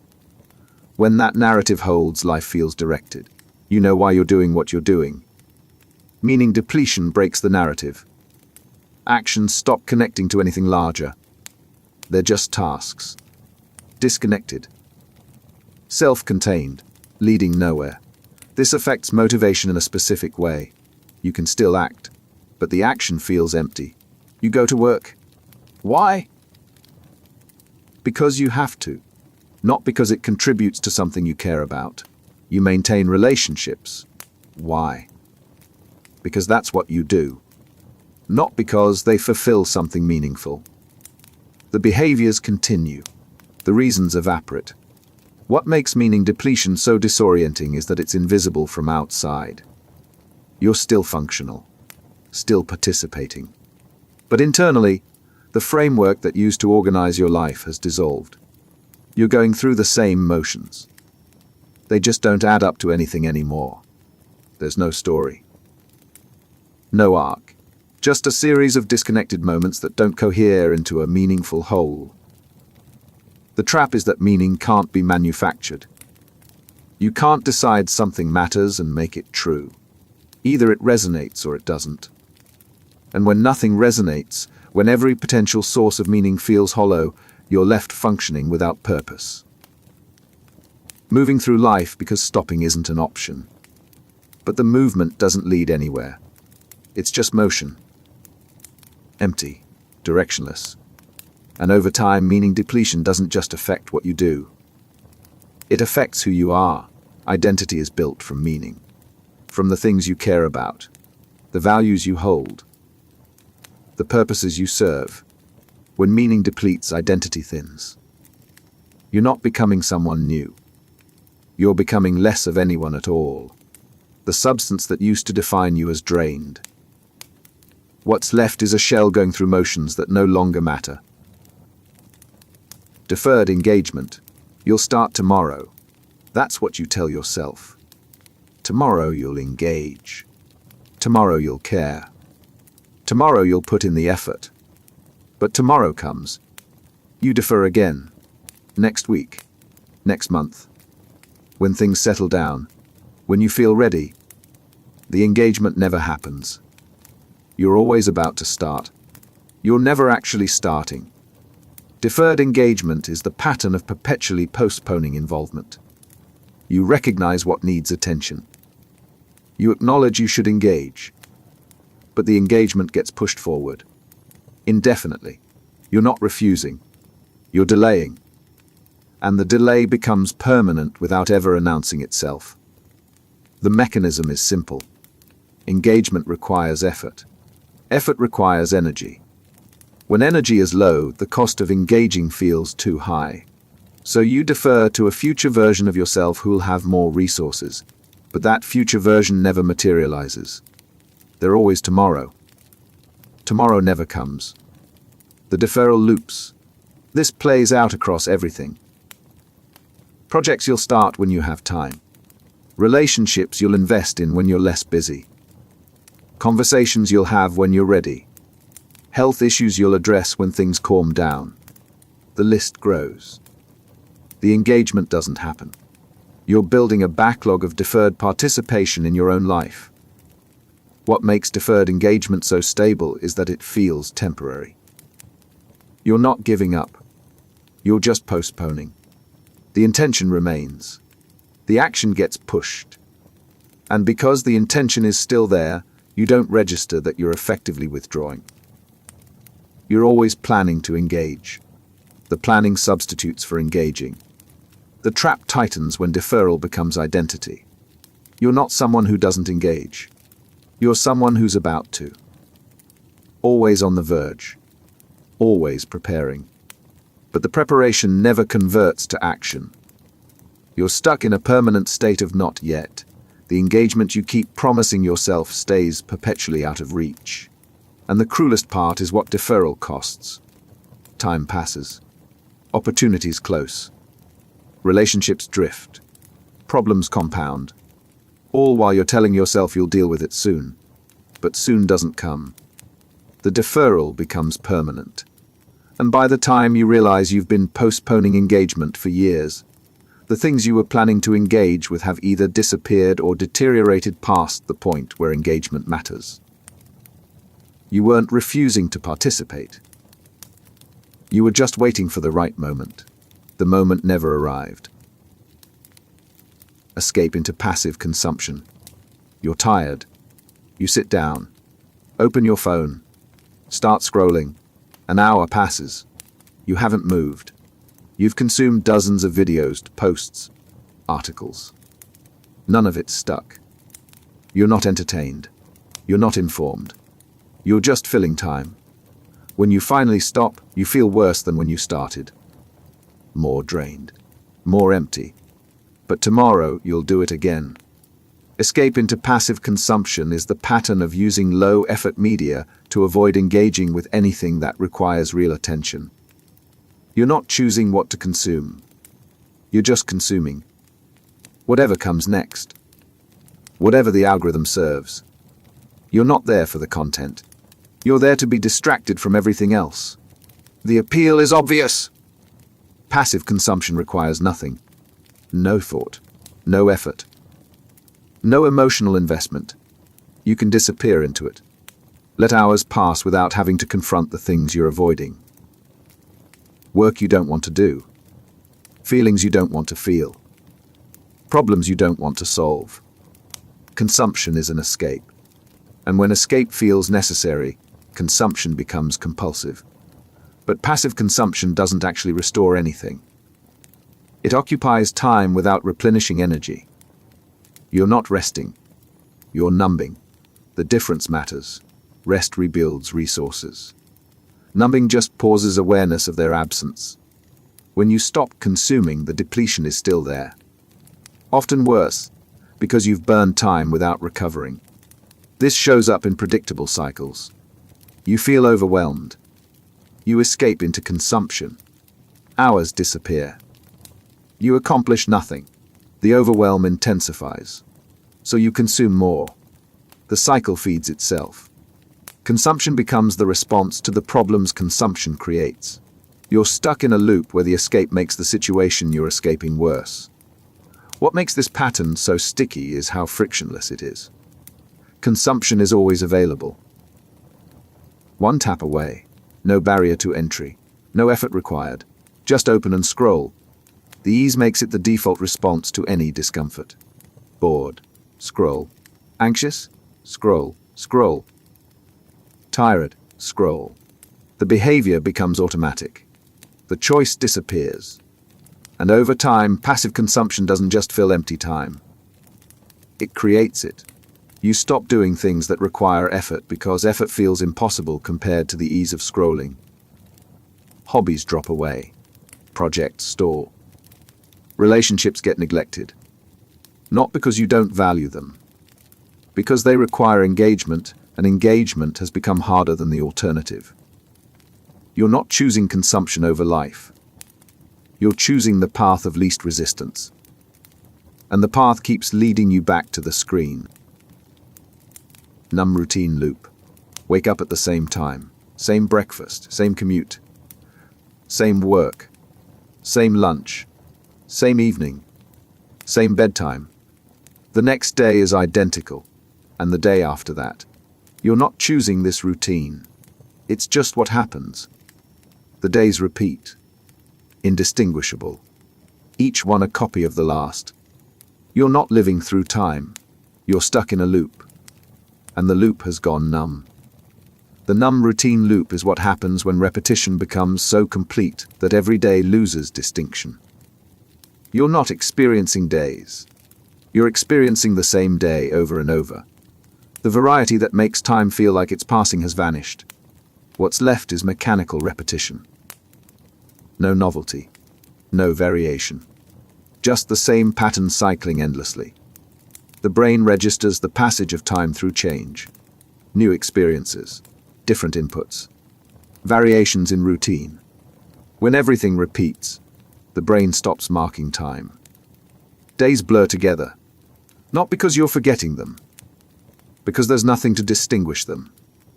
They're functionally identical. So they compress into a single, continuous monotony. This creates a specific kind of numbness. You're not feeling emotions about the routine. You're not feeling anything. The repetition has dulled response. You go through the motions because that's what you do. The motions don't register anymore. They're background, automatic. The numbness isn't chosen. It's the inevitable result of doing the same thing so many times that it stops being an experience and becomes a pattern.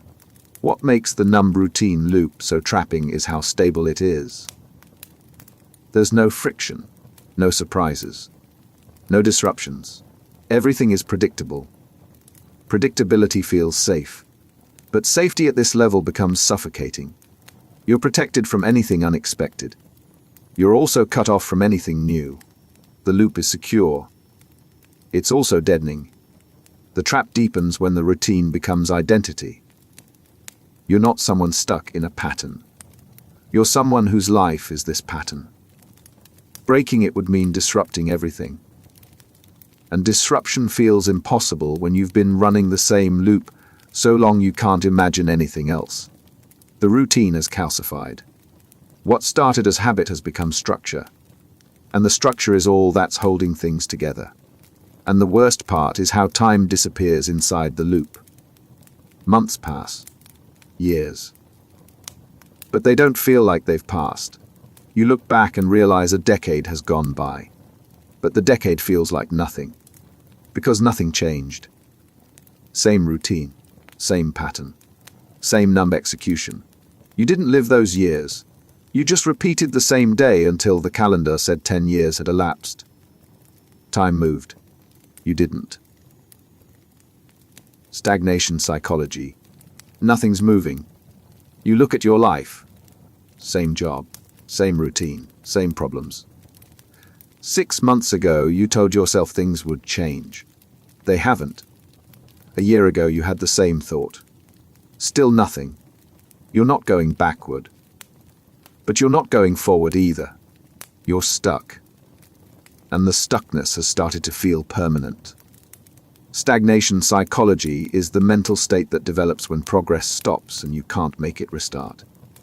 It's not about external circumstances alone. It's about the internal shift that happens when you've been stationary long enough that motion stops feeling possible.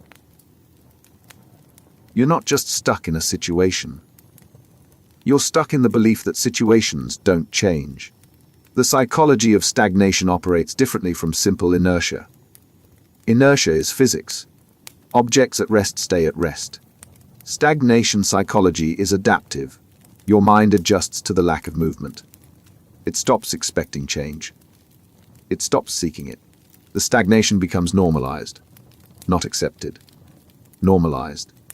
This is just how things are now.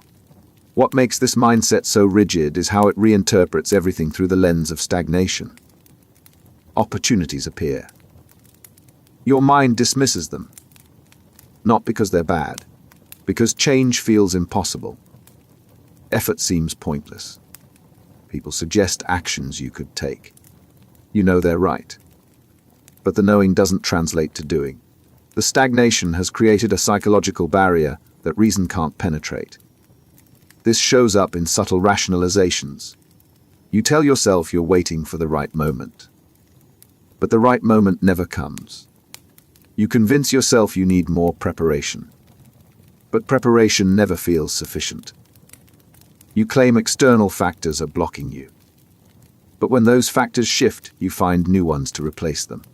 The explanations change. The stagnation doesn't. What makes stagnation psychology particularly insidious is how it affects time perception. When nothing's changing, time distorts. Months feel like weeks. Years feel like months. Not because time is passing quickly. Because there are no markers differentiating one period from another. The sameness compresses time into a blur. You look back and realize 5 years have passed. But it doesn't feel like 5 years. It feels like one long, unchanging present. And the trap is that stagnation creates the evidence for more stagnation. You're not moving forward. That's fact. Your mind interprets this as proof that you can't move forward. The interpretation becomes belief. The belief shapes behavior. The behavior ensures continued stagnation. The loop closes. You're not stuck because you can't move. You can't move because you've become psychologically adapted to being stuck. Agency loss feeling. Someone asks what you want. Simple question. Your mind goes blank. Not because you don't have preferences. Because somewhere along the way, you stop believing your preferences matter. Decisions happen around you. To you. But not by you. You're present for your life. You're not directing it. And the more you notice this, the more powerless you feel. Agency loss feeling is the subjective experience of having no control over your own life. It's not that control is literally gone. It's that it feels gone. The connection between your choices and your outcomes has broken. You make decisions. Nothing changes. So you stop believing your decisions have power. The feeling of agency, the sense that you can shape what happens to you, disappears. This develops gradually. At first, you try to steer. You make plans. Set goals. Take action. But the results don't match the effort. Plans fall through. Goals don't materialize. Actions don't lead where they're supposed to. Each failure chips away at the belief that you have influence. Eventually, you stop trying to influence anything. Because trying hasn't worked. What makes agency loss so destabilizing is how it warps decision-making. When you don't believe your choices matter, making choices becomes arbitrary. Option A or option B. Doesn't matter. Either way, you're not really choosing. You're just picking. And picking without the belief that the pick matters feels hollow. So decisions get harder. Not because they're complex. Because they feel pointless. This shows up in relationships. Your partner asks where you want to go for dinner. You say you don't care. They think you're being accommodating. You're not. You genuinely don't feel like your preference will affect the outcome. Even if they ask you to choose, your choice feels performative. You're going through the motion of deciding without the internal experience of agency. Someone else is driving. You're just along for the ride. The trap is that agency loss creates a self-fulfilling prophecy. When you don't believe you have control, you stop exercising control. When you stop exercising control, outcomes happen to you rather than because of you. When outcomes happen to you, it confirms the belief that you have no control. The cycle reinforces itself. You're not powerless, but you feel powerless. And feeling powerless makes you act powerless. Which makes the feeling real. And the cruelest part is how it shrinks possibility. When you don't believe you can shape outcomes, the future contracts. It's not a space of potential. It's just more of the same. Whatever happens will happen. Your involvement is incidental. You're a passenger in your own life. And passengers don't get to choose the destination. Willpower exhaustion. You need to do something. It's important. You know it's important. And yet, you can't make yourself start. Not because you don't want to. Because the internal force that turns wanting into doing has run out. You've used it up. On too many other things. For too long without refilling. Now, when you reach for it, there's nothing there. Willpower exhaustion is the depletion of the mental resource that enables self-control and sustained effort. It's not laziness. It's not weakness. It's running on empty. The capacity to override impulses, resist distractions, and push through difficulty operates on limited fuel. When that fuel drains, the capacity vanishes. You're left knowing what you should do but unable to force yourself to do it. The mechanism is straightforward. Every act of self-regulation draws from the same pool. Resisting temptation. Staying focused. Making difficult choices. Suppressing emotions. Each one costs. Under normal conditions, rest restores the pool. But when demands are constant and rest is inadequate, the pool depletes faster than it refills. You enter deficit. And in deficit, willpower fails. This shows up in predictable patterns. Early in the day, you have some control. You can make yourself work. Resist checking your phone. Stay on task. But as the day progresses, that control erodes. By evening, discipline collapses. You eat things you didn't want to eat. Watch things you didn't want to watch. Avoid things you needed to do. Not because you changed your mind. Because you ran out of the resource needed to enforce your decisions. What makes willpower exhaustion so frustrating is the gap it creates between intention and action. You want to exercise. You don't. You want to work on the project. You don't. You want to go to bed early. You don't. The wanting is real. The follow-through isn't. And because the wanting is real, you blame yourself for the failure. But the failure isn't moral. It's mechanical. The system that converts wanting into doing has exhausted its fuel. The trap is that willpower exhaustion compounds. When you fail to do what you intended, consequences accumulate. Work piles up. Health deteriorates. Relationships suffer. The consequences create pressure. Pressure demands more self-regulation. But self-regulation is what you've run out of. You need willpower to address the problems caused by not having willpower. The deficit widens. The exhaustion deepens. And over time, chronic exhaustion doesn't just remove willpower. It removes the expectation of having it. You stop trusting yourself to follow through. You stop making commitments. You stop setting standards. Not because you don't care, because you've learned that caring doesn't mean you'll act. The exhaustion becomes identity. You're not someone temporarily depleted. You're someone who can't be counted on. Especially by yourself. Interest instability. You start something new. A hobby. A project. A book. For a few days you're absorbed. This is it. This is what you've been looking for. Then, suddenly it's not. The interest vanishes. Not gradually. It just drops. What felt compelling yesterday feels empty today. So you move on. Find something else. The cycle repeats. Nothing holds. Interest instability is the pattern where engagement with activities, people, or pursuits fluctuates rapidly and unpredictably. You're not choosing to lose interest. It just happens.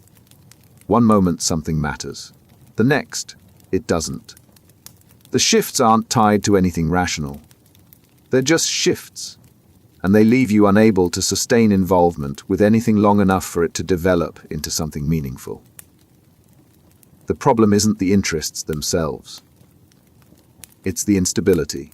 Interest normally follows a curve. Initial excitement, deepening engagement, plateau. With interest instability, the curve breaks. You get the initial spike, then it crashes, before depth can develop, before skill can build, before connection can form. You're stuck in a perpetual cycle of starting and abandoning. This affects identity in specific ways. Identity comes from sustained engagement. The things you stick with become who you are. But if nothing sticks, identity fragments. You're not a person with interests. You're a person who's briefly interested in many things. The difference matters. One creates continuity. The other creates drift. What makes interest instability so exhausting is the search it generates. You're always looking for the next thing that will hold. The next project that won't lose its pull. The next passion that won't fade. You keep searching because the current thing has already started to feel hollow. But the next thing will hollow out too. The pattern isn't about finding the right interest. It's about the instability of interest itself. This shows up in relationships as well. Friendships start with intensity. You're close. You're connected. Then the connection fades, not because of conflict, just because the interest wanes. You don't stop liking the person. You stop feeling compelled to engage. The pull disappears. So the relationship drifts. You move on. Find new connections. The same pattern repeats. And the cruelest part is how it prevents mastery. Mastery requires sustained effort over time, but sustained effort requires sustained interest. When interest is unstable, effort fragments. You start learning guitar, lose interest. Start painting, lose interest. Start coding, lose interest. You accumulate beginnings. You never reach depth. Not because you lack ability, because you can't maintain the interest needed to develop ability. You're capable of starting. You're incapable of continuing. And continuation is where everything meaningful happens. Emptiness under repetition. You've done this before. Many times. The task, the conversation, the routine. You'll do it again tomorrow. And the day after. Each repetition feels more hollow than the last. Not because the thing itself has changed. Because repetition drains meaning. The first time it meant something. By the 100th time it's just motion. Empty. Mechanical. A pattern you're executing without any sense of why. Emptiness under repetition is what happens when doing the same thing too many times strips it of significance. The action continues. The meaning disappears. You're going through the motions because that's what you do. But the motions have lost their substance. What's left is the empty shell of a routine that once mattered. The mechanism is simple. Meaning requires novelty. Not constantly, but enough to keep things from flattening into pure repetition. When variation disappears, when every instance of an action is identical to the last, the brain stops registering it as meaningful. It becomes background. Automatic. The execution continues. The experience of meaning doesn't. This shows up most clearly in work. Tasks you've performed thousands of times. They serve a purpose. Objectively, they matter. But subjectively, they've been hollowed out by repetition. You do them. You do them well.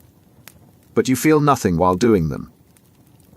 The connection between the task and its purpose has severed. What remains is rote execution. Competent. Empty. What makes emptiness under repetition so depleting is that it affects more than just the repeated task. It spreads. When repetition drains meaning from one area, it starts draining meaning from others. Conversations become scripts. Relationships become routines. Experiences become reruns. The emptiness generalizes. Nothing feels fresh. Everything feels like a repeat of something you've already done. The trap is that escaping repetition requires effort. But when repetition has already drained meaning, summoning effort feels impossible. You know you need to break the pattern. Introduce variation. Try something new. But the emptiness has sapped the motivation needed to change. You're stuck in a loop where repetition creates emptiness and emptiness prevents you from breaking repetition. And over time, emptiness under repetition doesn't just remove meaning from activities. It removes the expectation of finding meaning in them. You stop looking for significance in what you do. You just do it. Day after day. The same things. The same ways. The emptiness becomes normal. Not comfortable. Normal. This is what life is now. Motion without meaning. Repetition without purpose. Continuation without connection to why you're continuing. Low novelty intolerance. Everything's the same. Every day. Every week. Every month. The lack of newness used to bother you.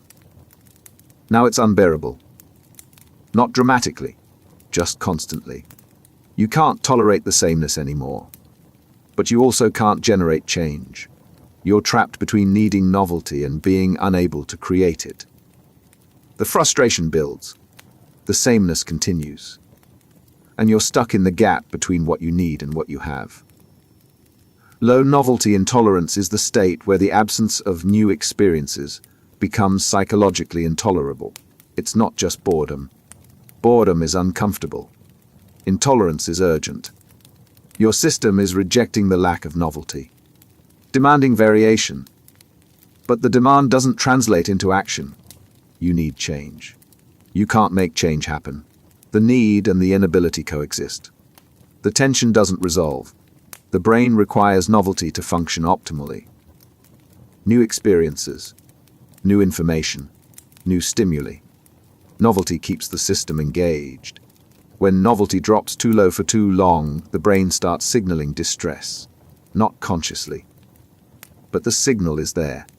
A persistent, low-level agitation. A sense that something's wrong. That you need something different. But the signal doesn't come with instructions. Just discomfort. This creates a specific kind of restlessness. You want something to change. Anything. But you don't know what. You scan your environment for something novel. Nothing registers. You consider making changes. They all feel too effortful or too risky. So you stay where you are, agitated by sameness, paralyzed by the cost of escaping it. What makes low novelty intolerance so frustrating is how it affects satisfaction with things that should be fine. Your job isn't bad. Your routine isn't oppressive. Your life isn't broken. But the lack of variation makes all of it feel insufferable. Not because there's anything wrong with it, because there's nothing new about it. The intolerance isn't rational. It's visceral. Your system is rejecting stability because stability has crossed the threshold into stagnation. This shows up in impulsive behaviors. You suddenly want to change your hair, rearrange your furniture, book a trip you can't afford. Not because you've thought it through, because you're desperate for anything to be different. The impulses are driven by intolerance, not by genuine desire, so they often don't satisfy. The change happens. The novelty wears off immediately. The intolerance returns, and the cruelest part is how low novelty intolerance can coexist with inability to handle novelty. You need new experiences. But when they arrive, they feel overwhelming. The system that's demanding change is also the system that's too depleted to process it well. You're caught in a bind. Sameness is intolerable. Newness is exhausting. There's no comfortable middle ground. Just the tension between what you can't stand and what you can't handle. Passive hoping. Things will get better. Somehow. You don't know how. You're not doing anything to make it happen. But you keep telling yourself it will. Next month will be different. Next year will be better. Something will shift. You're waiting for change without creating it. Just hoping. Passively. And the hope, detached from action, becomes a way of avoiding the fact that nothing's moving. Passive hoping is the state where expectation of improvement exists without any effort to cause it. You're not actively working toward change. You're just assuming it will arrive on its own. The hope feels real. But it's not connected to anything concrete. No plan. No steps. No behavior that would actually produce the outcome you're hoping for. Just the vague belief that things will somehow get better. The mechanism is a form of magical thinking. Hope normally functions as motivation. You hope for something, so you act to achieve it. Passive hoping breaks that connection. The hope exists. The action doesn't. You're hoping as a substitute for doing. And because you're hoping, you can tell yourself you haven't given up. But you have. You've just disguised the giving up as waiting. This shows up in specific ways. You hope your relationship will improve. But you don't have the difficult conversations. You hope your career will advance. But you don't seek new opportunities. You hope your health will get better. But you don't change your habits. The hoping continues. The conditions that would make the hope realistic never materialize. Because hoping isn't doing. What makes passive hoping so insidious is how it feels productive. You're not apathetic. You care enough to hope. That feels like engagement. But it's not. It's a way of maintaining the appearance of investment without the reality of effort. The hope lets you avoid confronting how stuck you are. Because as long as you're hoping, you can tell yourself things might change. even though you're doing nothing to change them. The trap is that passive hoping drains time. Months pass while you wait for things to get better. They don't, because waiting doesn't cause improvement. Action does. But you've spent those months hoping instead of acting. And by the time you realize the hope was empty, you've lost the time you could have used to actually create change. You weren't resting. You were hoping. And hoping, when it's passive, is just another form of standing still. And the cruelest part is how hope can outlast reality.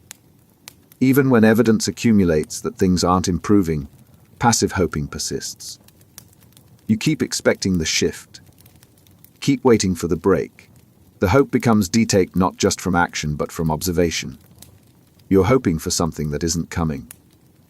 But the hope doesn't adjust. It just continues. Empty. Unfounded. Disconnected from the world as it actually is. Burnout-like detachment. You used to care about your work, your relationships, your goals. Now you don't. Not in an angry way. In a distant way. You're going through the motions, but you're not invested. The connection has severed. You're present. You're functioning. But you're not there. Not really. You've detached. And the detachment feels less like a choice and more like something that happened to you. Burnout-like detachment is the emotional distancing that occurs when prolonged stress or dissatisfaction breaks your connection to things that used to matter. You haven't made a conscious decision to stop caring. Caring has just stopped happening. The attachment that used to exist, the sense that these things are yours and you're responsible for them, has dissolved. What's left is detachment.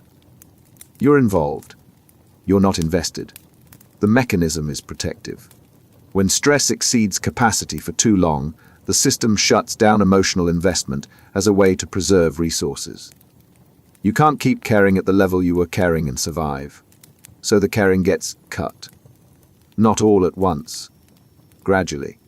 Until one day you notice that the things you used to be passionate about don't move you anymore.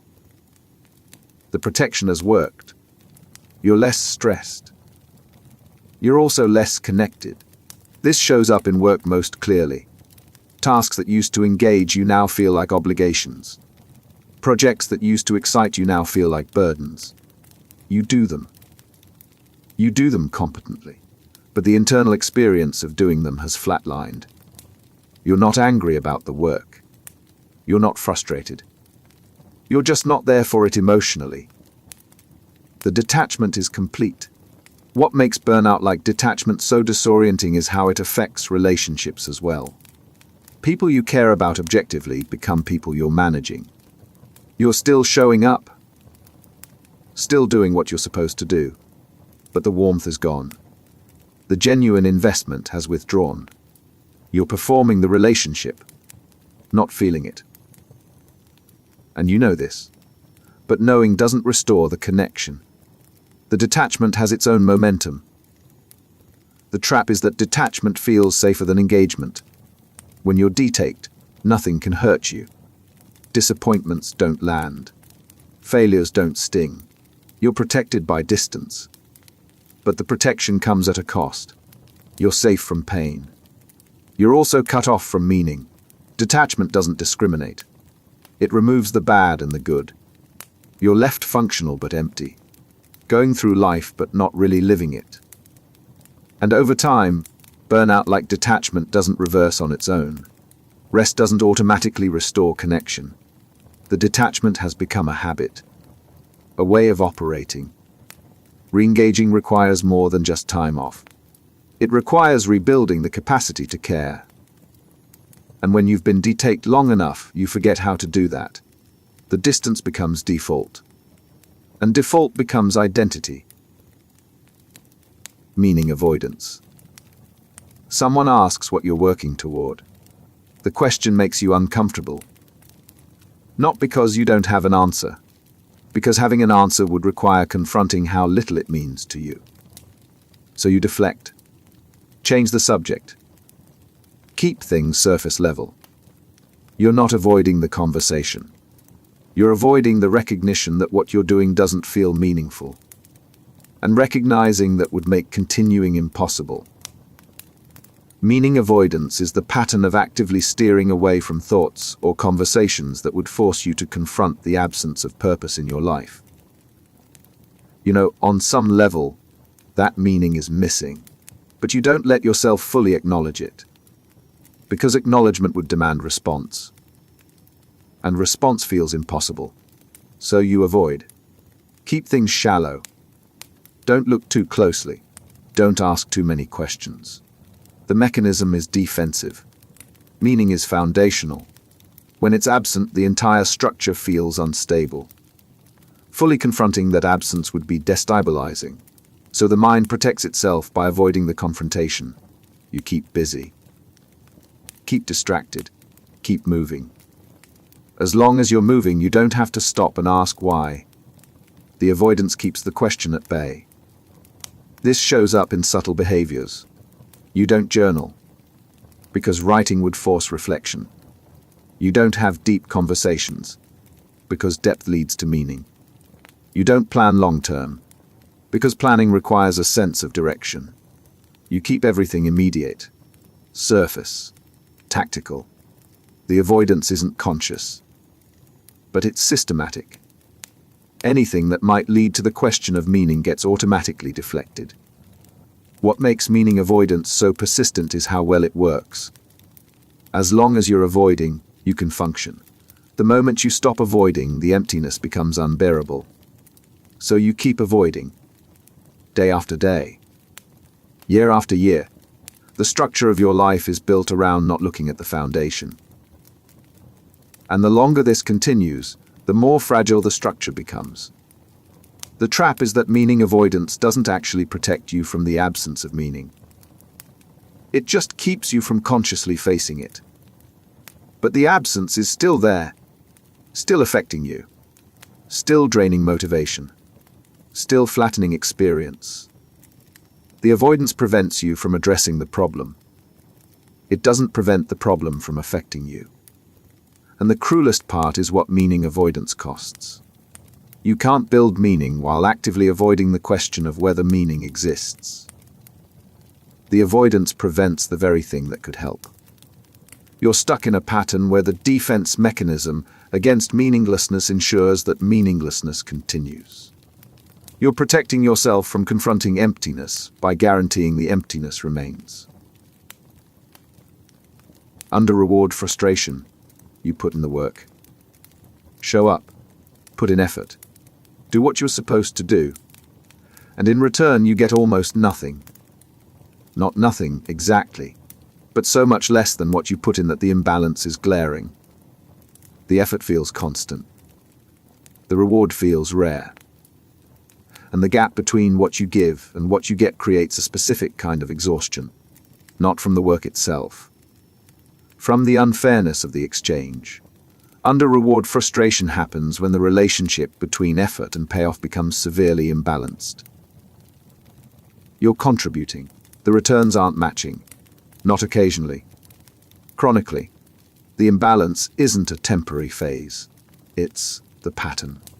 And the pattern generates a specific psychological response. Frustration mixed with fatigue. You're not just tired from working. You're frustrated that working isn't paying off. The brain expects reciprocity. Effort should produce reward. When it does, the system stabilizes. You keep working because working delivers. But when rewards drop below a threshold while effort remains high, the calculation breaks. Continuing feels irrational, but stopping feels impossible. You're trapped in an exchange that doesn't work but that you can't exit. This shows up in work most obviously. You take on extra projects. They go unrecognized. You meet every deadline. No one notices. You solve problems. Credit goes elsewhere. The effort is real. The acknowledgement isn't. The imbalance builds. And with it, frustration. Not at any single instance. At the pattern. At the chronic undervaluation of what you're putting in. But it happens in relationships too. You're the one who listens, who shows up, Who makes the effort? The other person takes. You keep giving because that's what you do. But the giving isn't reciprocated. The relationship is one-sided. You know it. They might not. The imbalance creates resentment. Not loud resentment. Quiet, grinding resentment that accumulates over time. What makes under-reward frustration so depleting is that it doesn't just drain energy. It drains willingness. When effort doesn't pay off, motivation to keep making effort dies. Not immediately. Gradually. You keep going, but the internal experience shifts from engagement to endurance. You're not working towards something. You're just surviving an imbalance you can't correct. The trap is that under-reward frustration can lead to withdrawal that makes things worse. When you're frustrated, you pull back. Give less. But pulling back often means the little reward you were getting disappears entirely. So you're in a worse position. The frustration deepens. The withdrawal increases. The cycle feeds itself. You're not solving the imbalance. You're making it more absolute. Self-neglect through apathy. You know you should eat better, exercise, sleep properly, take care of yourself. You know this. And yet, you don't. Not because you're actively choosing neglect. Because caring about yourself requires energy you don't have. So the care doesn't happen. The neglect accumulates. Not dramatically. Quietly. Meal by meal. Night by night. Your health deteriorates. Not because you want it to. Because caring enough to prevent it feels impossible. Self-neglect through apathy is what happens when the motivation to maintain yourself disappears. You're not self-destructive. You're not trying to harm yourself. You're just not trying to help yourself either. The basic acts of self-care, the things that keep you functional, fall away. Not because you've decided to let them go. Because you've stopped having the energy to keep them up. The mechanism is simple. Self-care requires future orientation. You take care of yourself now so you'll be okay later. But when apathy sets in, the future stops mattering. Not consciously. Just practically. You can't make yourself care about tomorrow enough to do the things today that tomorrow requires. So you don't. The neglect isn't intentional. It's just what happens when motivation for self-preservation drops below the threshold needed to act. This shows up in layers. First, the optional things go. Exercise.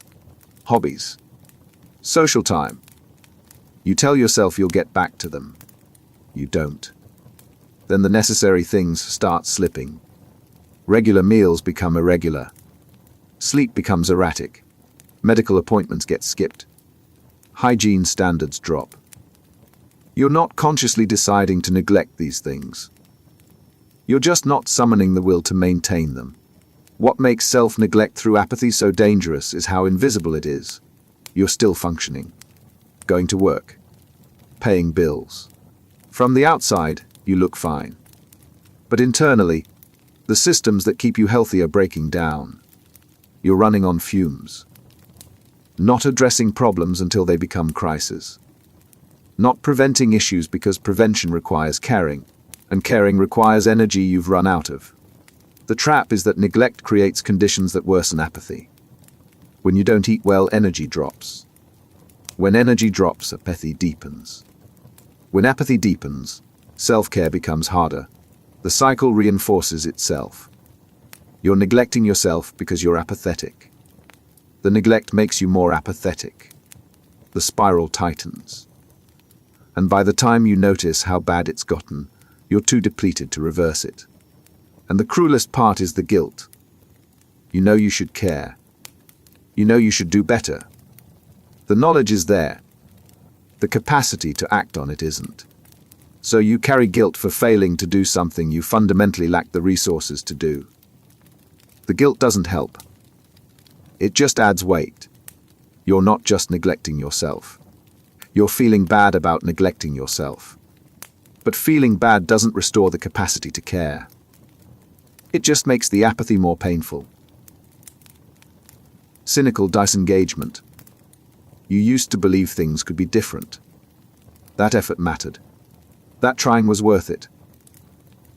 Now you don't, not because you've examined the evidence and concluded otherwise. Because repeated disappointment has taught you that hope is expensive and rarely pays off. So you've stopped hoping. Stopped trying. Stopped engaging. Not with anger. With cynicism. A quiet certainty that none of it matters anyway. Cynical disengagement is the withdrawal from effort, an investment that comes from accumulated disappointment. It's not depression. Depression feels heavy. Cynicism feels knowing. You've seen how things go. You've learned the pattern. And the pattern is that trying doesn't work. So you've stopped. Not because you're giving up. Because you've learned. And what you've learned is that engagement is for people who haven't figured out yet that it's pointless. The mechanism is protective. Cynicism guards against further disappointment. If you don't expect anything, you can't be let down. If you don't invest, you can't lose. The cynicism creates distance, and distance creates safety. You're not vulnerable anymore, not hurt, not hoping, just observing, from a remove, where nothing can touch you. This shows up in how you talk about things. Someone shares excitement about a project. You don't share it. You see the ways it will fail. You don't say it. But you're thinking it. And the thinking shapes how you engage, which is to say, you don't. You go through the motions, but you're not invested. Because investment requires belief. And belief feels naive. Only people who haven't been disappointed enough still believe. What makes cynical disengagement so stable is how it interprets everything as confirmation. Things go well. Temporary. Luck. Won't last. Things go badly. Knew it. Called it. The pattern holds. The cynicism doesn't just predict failure. It ensures your position to avoid being surprised by it. And being right, even about negative outcomes, reinforces the cynicism. You're not pessimistic. You're realistic. Everyone else is just still fooling themselves. The trap is that cynical disengagement becomes self-fulfilling. When you don't engage, you don't create the conditions for success. When success doesn't happen, it confirms that engagement wouldn't have mattered. The disengagement guarantees the outcome that justifies the disengagement. You're not wrong that things don't work. But they're not working partly because you've stopped trying to make them work. And the cruelest part is what cynicism costs. You're protected from disappointment. You're also cut off from possibility. The cynicism doesn't just guard against bad outcomes. It prevents good ones. Because good outcomes require investment. And investment is what you've decided isn't worth it. You're safe. You're also stuck. The cynicism keeps you from being hurt. It also keeps you from moving forward. You've traded vulnerability for stagnation. And the trade feels rational. Until you realize you've been standing still for years. Inertial living. You're not choosing this. That's what you tell yourself. You're just continuing what you've been doing. Same job, same routine, same patterns. Not because they're working, because changing them would require force you don't have. So you continue. Day after day, year after year. Not moving toward anything, just maintaining momentum in a direction you never consciously chose. This is inertial living. Motion without intention. Continuation without purpose. Inertial living is what happens when you're no longer steering your life, just maintaining the trajectory it's already on. You're not deciding to keep doing what you're doing. You're just not stopping. And not stopping feels easier than changing course. So the path continues. Not because it's right, because it's there. The physics of inertia explain it perfectly. An object in motion stays in motion unless acted upon by an external force. Your life is the object. The routine is the motion. And the force needed to change direction, to break the pattern, to choose something different, that force exceeds what you're capable of generating. So you keep going, in the same direction, at the same speed, forever unless something disrupts it. What makes inertial living so insidious is how it disguises itself as choice. You're still showing up to work, still maintaining relationships, still going through the day. It looks like you're choosing these things. But you're not. You're just continuing them. The difference matters. Choosing requires evaluation. Continuation just requires not stopping. One is active, the other is passive. And you've been passive for so long you've forgotten what active feels like. This shows up in conversations.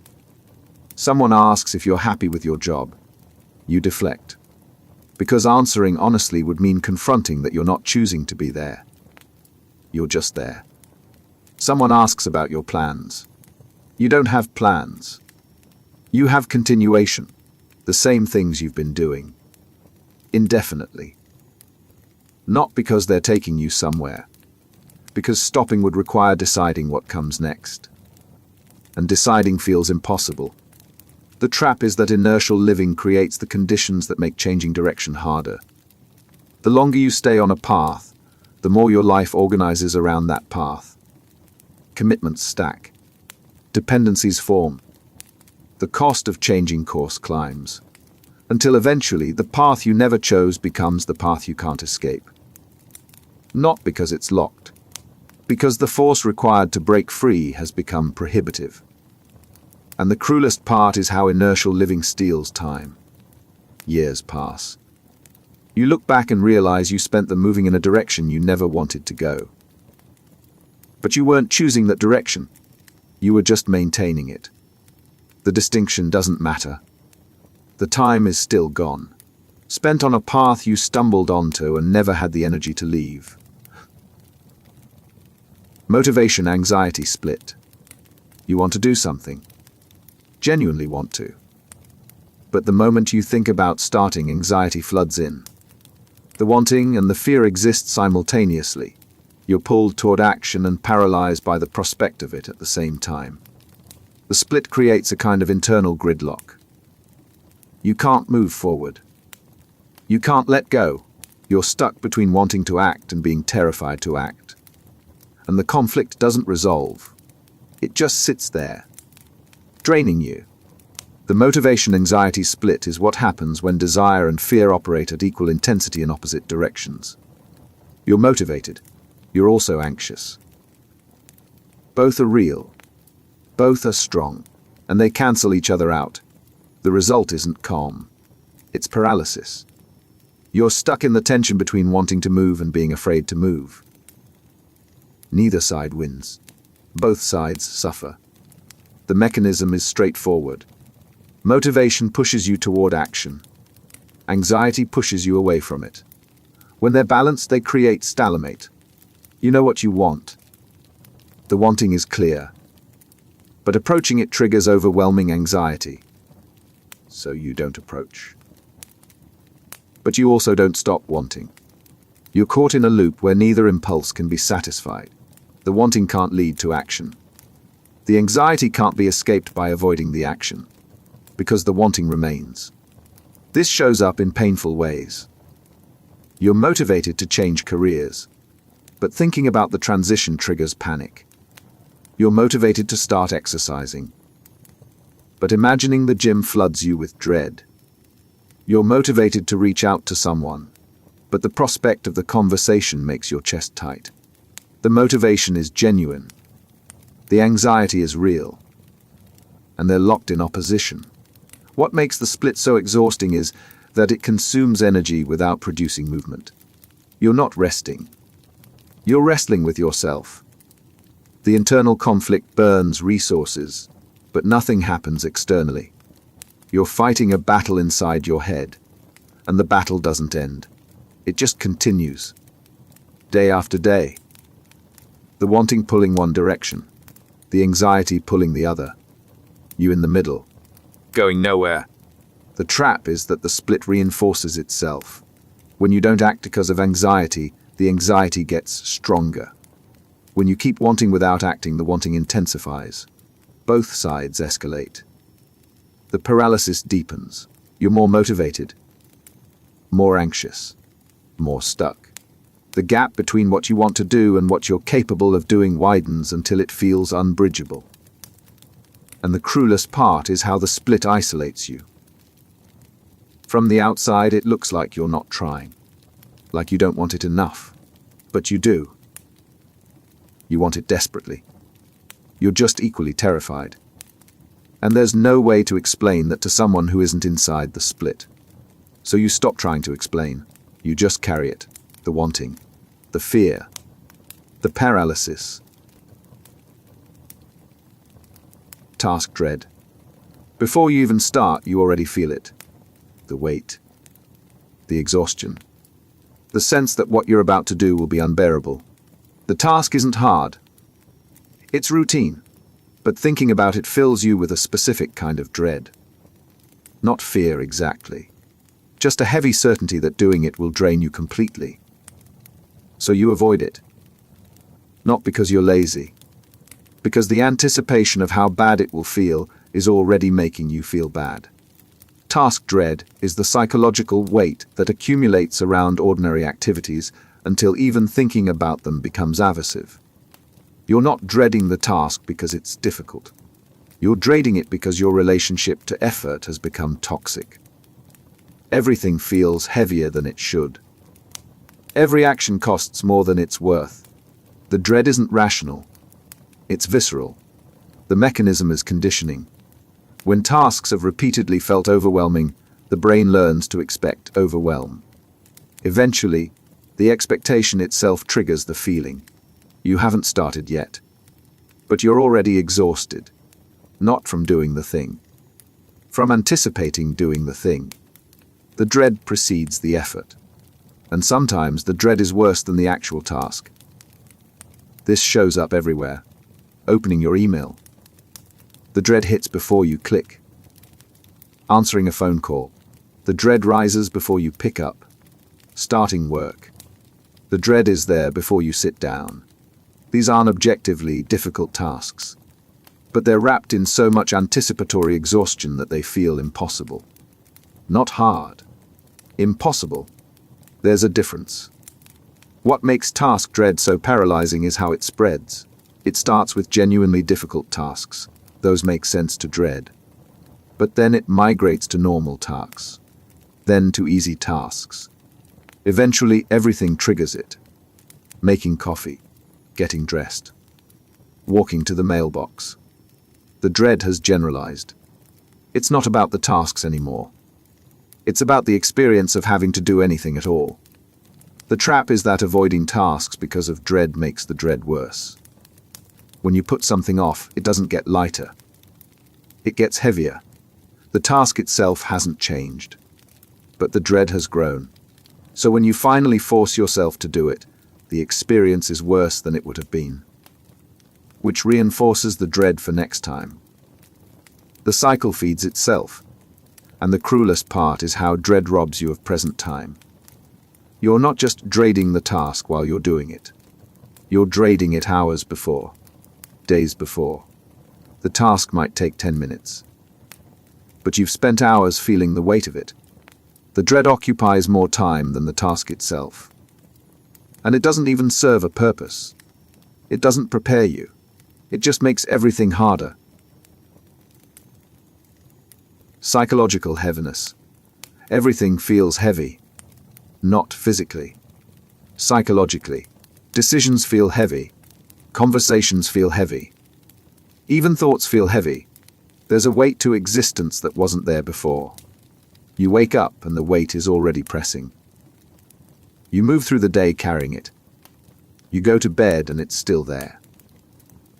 Waiting. This isn't sadness. Sadness is an emotion. This is a state. A baseline. A persistent, crushing heaviness that doesn't lift. Psychological heaviness is the experience of everything requiring more effort than it should. Not because tasks have gotten harder, because you've gotten weaker, or the weight you're carrying has gotten heavier. Either way, the gap between what's required and what you have available has widened. Everything costs more. Nothing feels light anymore.